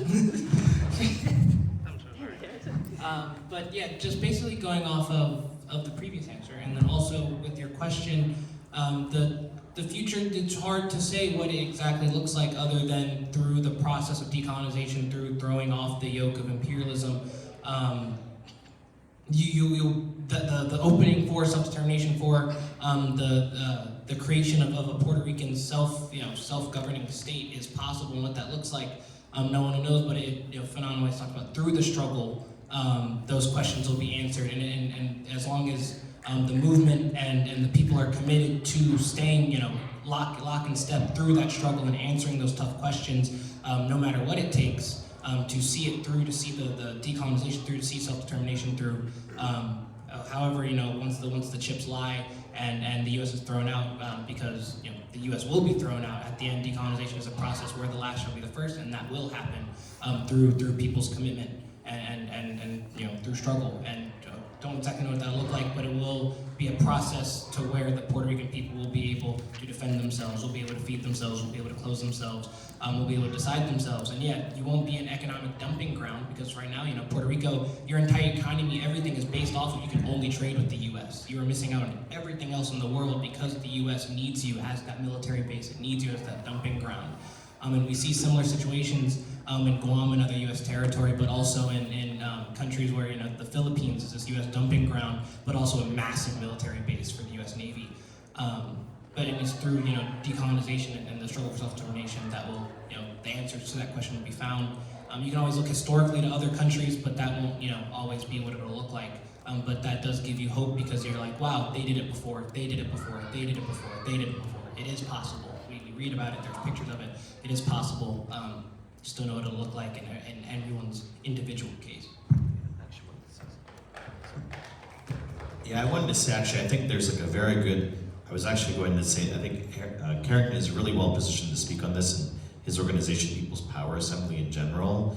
There's a neighbor to Puerto Rico, Cuba. I think is a very good historical example of what they did after the Cuban Revolution, what they continue to do now, even under the blockade. I think they'd be really good to study, in particular the advances they've made under healthcare, the energy sector, under even like family law, for example, which is what PPA had covered earlier. They had an event in June. So I think really looking to that, studying that. I don't know if you're familiar with a group called Diaspora Plante Collective in DC. I think they would also have a lot to speak on that as well. But I think really looking to historic examples and understanding that the difficulties that they face now aren't because of poor leadership or because something intrinsically wrong with like their economic political system, but it's because of the US sanctions and putting them on the state terror list is the fundamental issue. If you really look at it from that way, you can understand that like what they're doing is right, but they have this huge obstacle, and that goes back to the fundamental issue of removing these obstacles and always reminding yourself that like I know it's difficult, but like just imagine the gains they could have made without this obstacle there in healthcare, in medicine, and education, and so forth, as like a source of inspiration. So I'll leave it. I have a quick question. So this is related to what Rafiki was saying about what's happening in Guinea-Bissau and looking at resources and media information, because we know that MSNBC, CNN, all of those corporations are mouthpieces for imperialism. So for you all, what are some media places or places of analysis that people can go to get accurate information about things that are happening in Africa and the Americas, here in Baltimore? But yeah, what are some like good forms of media that people can go to?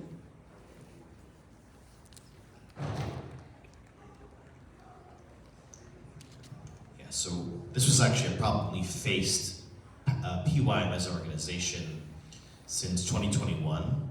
And so one solution to that was creating like our own media, a podcast called The Popular Cradle. And so it talks about popular resistance, it talks about ongoing issues in Palestine, from a framing of resistance and resisting Zionism and colonialism, one not rooted Zionism and imperialism, and understanding like the Palestinian struggle not as one of like victimhood, but one of again resistance and steadfastness. And so as analyzing current events like Trump's peace plan in Gaza, analyzing who is profiting off of the genocide, for example, analyzing the way that news outlets cover Palestine, like the New York Times, for example, and the way that they engage in manufactured consent for the genocide. So all these kinds of things we talked about, how imperialism manifests itself and how it sort of tricks you into believing that these people are your enemy, and the military and the police are your friends. The Popular Cradle podcast, which you can, I can hook you guys up with that, is an easy way to like listen to while you're at work, or like while you're on the way to work, to kind of learn a framework in your head for how to make sense of the things that you hear all around you. So yeah.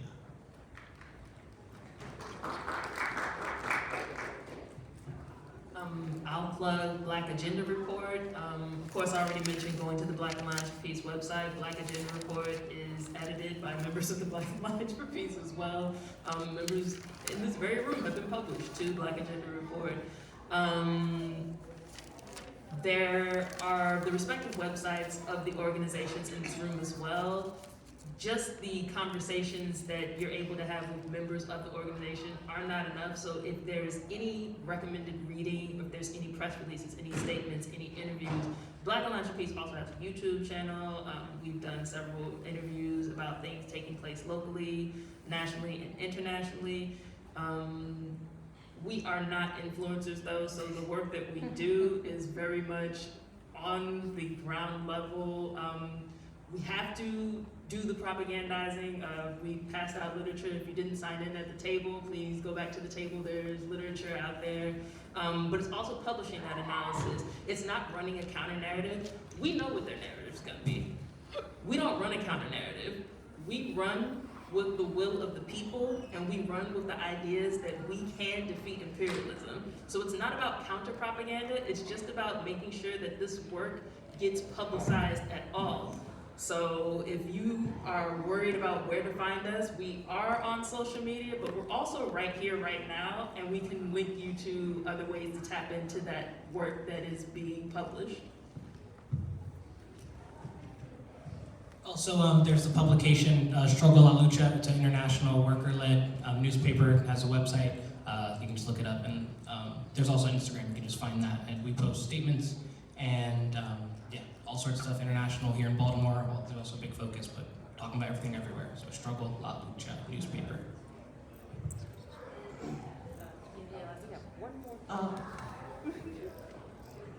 Anyone else?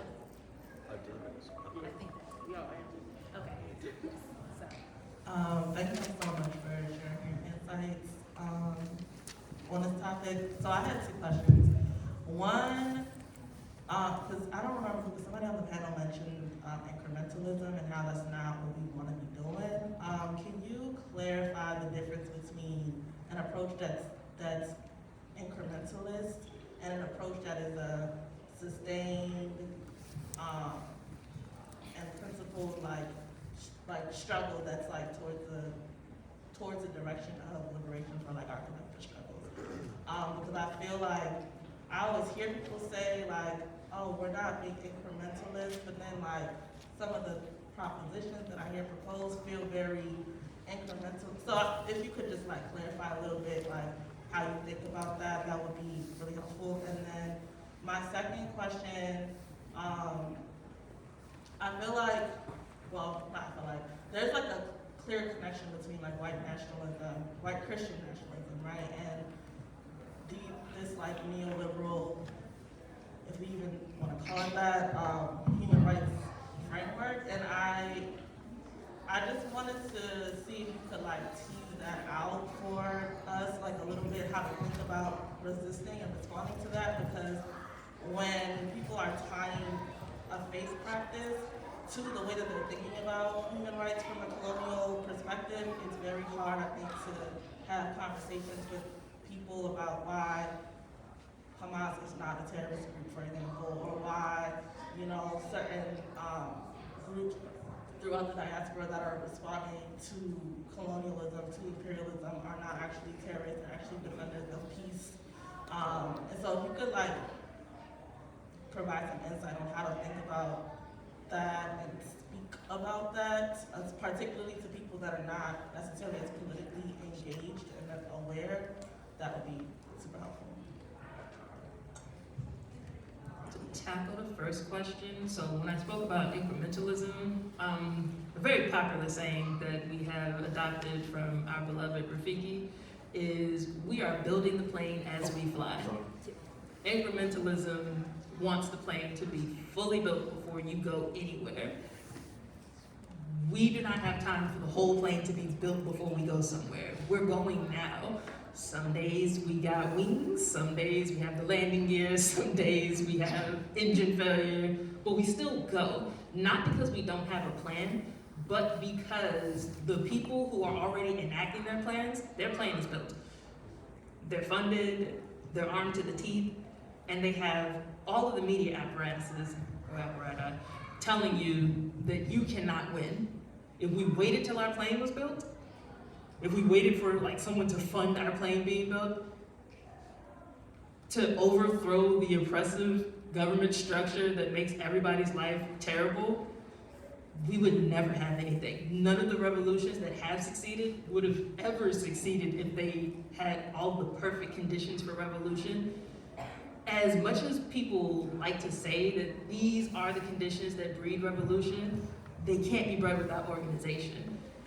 You don't elect your way into a revolution. You don't smooth with City Hall your way into a revolution. You find those people who are willing to take those risks that Sammy was talking about, that even on the days where, you know, your conviction is the only thing pulling you through, because in a war, there are battles you win, there are battles you lose. But it doesn't mean that you surrender just because you lost a battle that day. You want to win the war, so you have to understand that every day is a part of that war. There's a saying that like there's some days where nothing happens, and then there's some days where years happen. We're in a time where people think nothing is happening because they're not participating in it.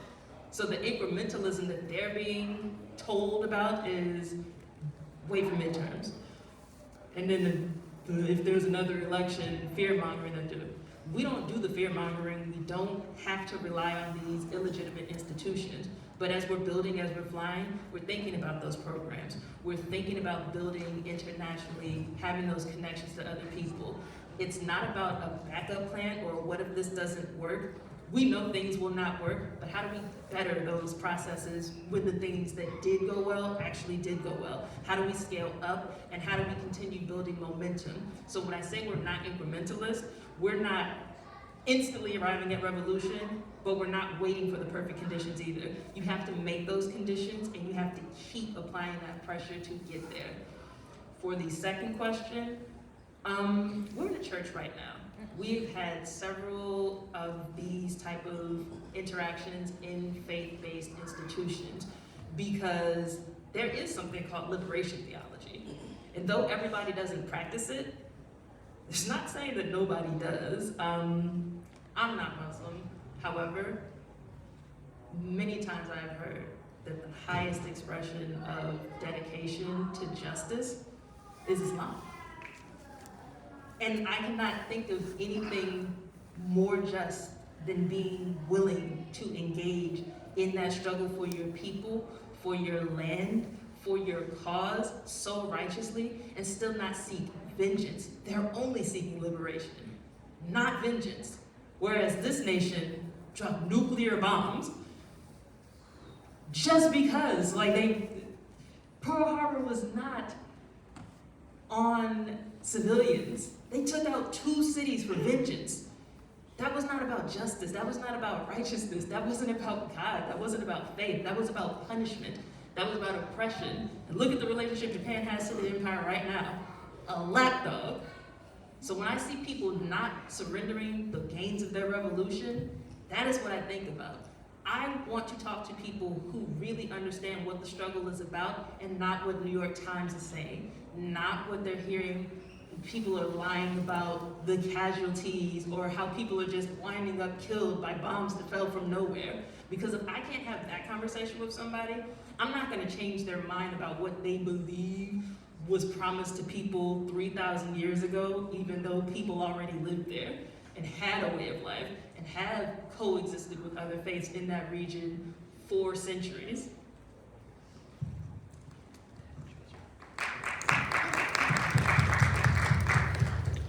I wanted to touch on the second question because this is something that I'm currently going through.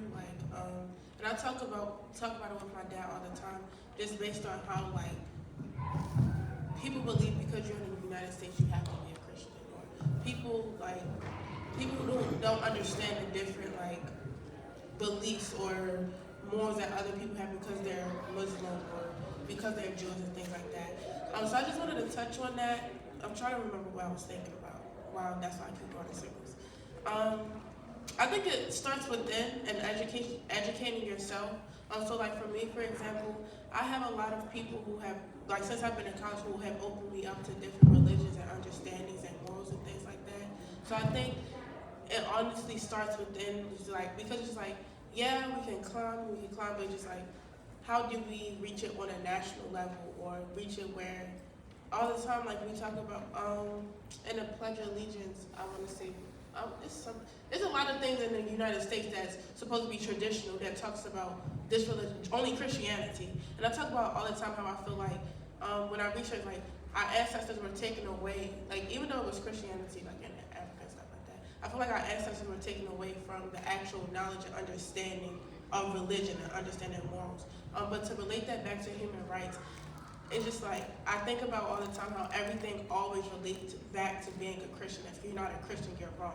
Just going back to what all the panelists said, how if you're not close to what the whites believe or what I want to say power because they don't have power over us. But if you're not close to what they believe, then you're wrong. So I think just starting within, for me, when I started within, actually educate myself on different religions. I took a religion class in school, so I can understand this is where this started, this is their beliefs, and I just learned so much from it. So I feel again, educating yourself. And also asking questions. I ask a lot of questions. Like a lot of my mentees, they are like Muslim, and I ask questions that I could like compare and contrast. And then also addressing the myths. Like, don't say.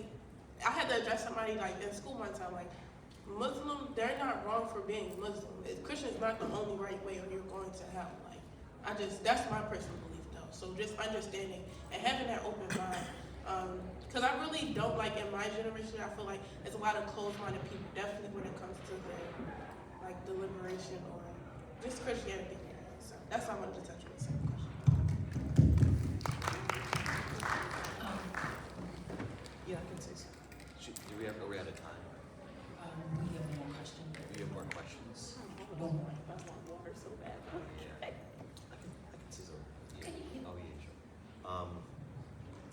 Yeah, to the first point, I'll be pretty quick. So like, one thing about the Palestine movement is many sectors to it, different groups. So there are whole organizations that are dedicated to just combating, like fighting against Christian Zionism. These are both Palestinians who are Christian, like white Americans who are Christian, who hold like that fundamental view that like, this is not my faith, this is not what it's meant to be supporting genocide. And so they directly like talk to Christian Zionists about this. The same thing within the Jewish community. There are anti-Zionist Jews, like in Jewish Voice for Peace, who engage in this kind of thing. So I feel like those, to the second question, are ways that we can kind of combat those things, like the forces of like white nationalism and things like that. To the first question, sorry, I just lost my train of thought. Incrementalism, yeah, that's right. Yeah, I think similar to what some of you all were saying is that just remind ourselves what our goals are. Like, fundamentally, we want to liberate Palestine from the river to the sea, from Zionism and imperialism. We have our red lines. We always ask ourselves, everything that we're doing, is it violating our red line of Zionism? Are we normalizing with Zionists? Are we normalizing with imperialists? Are we working with the DoD, for example, or asking the US government to militarily intervene on behalf of Palestinians? And then like asking ourselves, like, do we have like full belief that what we're doing is right and it's the best way to do it? Like, we're not just doing this campaign in Virginia because it's convenient for us, or we don't have to take big risks. Like, this is actually the most effective way. Is this what we need right now? Those are just some of the questions we ask ourselves to make sure we're not doing like incrementalism or like intentionally dragging our feet for like our own personal convenience. So we have time for one more question up in the front. Good afternoon. This was a very, very strong discussion on human rights and highlighting the contradictions around human rights and the way it's framed in this country today. My question is, how does the pursuit of a people-centered human rights project, how does that help in our analysis in terms of our relationship with the state? I'd say that through the struggle to achieve people-centered human rights and like I said, in relation to the state, it exposes those contradictions. One thing with the grocery store campaign is, the city talks about, it treats crime, poverty, all these things as health epidemics, not as a means. They say on paper, they want to handle it more with a gentle hand, a hand of actually caring for the community. But they only want to, as we've talked about, increase the police budget. West Baltimore remains not just food deserts, but food apartheid, where resources are purposefully, kept out of the area to maintain that status quo. And I'd say that the struggle for human rights in relation to the state, all it will do is increase the amount of contradictions, but it'll also increase the clarity of working class people, of oppressed people, to realize that the state isn't going to give you this. These aren't things that are going to be given out by the state. These aren't things that you want to be given out by the state. These are things that you want ingrained in your society, and in order for you to get that, there needs to be a struggle, and the state is in the way. And we know what we need to do if something's in the way of progress, and you need to get rid of it, you need to smash it. And that's why ultimately, in the quest for people-centered human rights, it's ultimately smash the state, smash capitalism, because the children of capitalism is racism, white supremacy, classism, Zionism, and all those things. And all those breed oppression and strip human rights from people. So it's down with those and up with liberation. Thank you. Right on, Carrington. Just establishing people-centered human rights as something to be won and a process by people, because so much of what our rights are is so, I mean, what is it really? It's meant to be mystified. It's not supposed to be clear. It's definitely got hard lines around what you shouldn't do because you don't want to lose them. So like they tell you for a fact, you will lose these rights if you do this. What they don't tell you is all the other things that like, I know Zion mentioned, when you offend, we'll call it, and they put all these barriers around your offense even after you serve time or anything. Like, you're still a human, but inside the institution of a prison, you didn't have human rights. You're now out of the prison, you still don't have human rights. And you never stopped being a human, but you did do something. You didn't operate within the law that they set for you. As a person, if there is a law that can suspend my rights as a human being, which I always am, then it is our job as humans to stop respecting those institutions which can do that so easily and on a whim, and even on technicalities, and put something in place that is more resolute and definitive in what it means to be human, because that is what Western human rights is ultimately deciding. Who is and is not human. And as we see, it is the people of the global south. It is the people on the African continent. It is the people in Gaza right now. It is the people in Baltimore. It is the people in DC. It's the people anywhere that power says, I do not respect you, I do not recognize you, and I will not allow you to do anything that threatens my power. They think rights are only rights if they get to exercise power over people.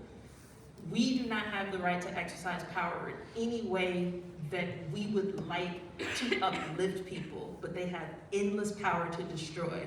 And that is the difference between people-centered human rights and what we currently experience in this state. And the sooner we get people to see that, there'll be a whole hell of a lot more people involved in this fight instead of accepting the trinkets and the promise of the reward of these rights instead of what we know to be true, that there are no rights until the people have their say and set that definition.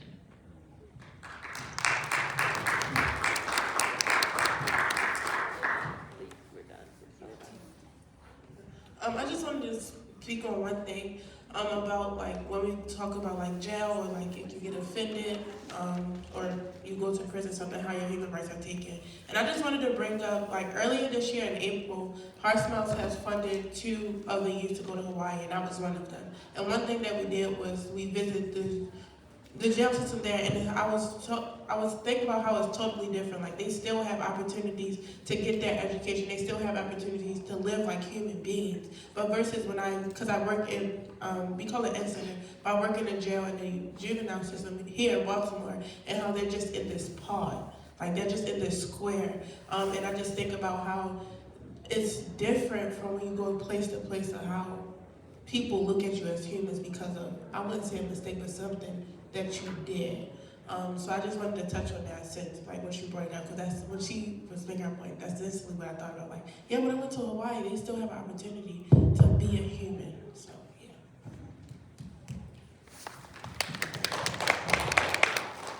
So that was a lively audience questioning. So we will end it here. So I would like to thank the panelists for giving us their perspectives.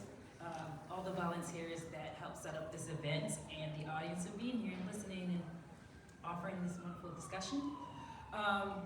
Before we end here, I think there's a picture being taken outside, so maybe make an announcement about that. Yeah, thank y'all so much for coming. So we're gonna meet in that room to take a picture. And also, please go to the table. We have a petition to demilitarize Baltimore. So if you're not aware, in Baltimore, we're a highly militarized state. There's programs such as the 1033 program, which gives reduced and free military equipment to local, state, in police, such as in schools. We see this at Morgan State. We also see the development of a cop city. It's been in development for over a decade at Coppin State University. It's proposed to be $330 million. We see Operation Relentless Pursuit. Operation Relentless Pursuit has given a surge of federal funding to Baltimore police. In addition to that, we also see the Daily Exchange program, which Baltimore police train with Israeli police, and we see this manifest in various ways in Baltimore City. So we have a petition to, we want to denounce these things, and we want to see these things removed from our community in our process to build community control. So if you haven't seen our petition, please visit the table to get that before we take our photo. Thank you.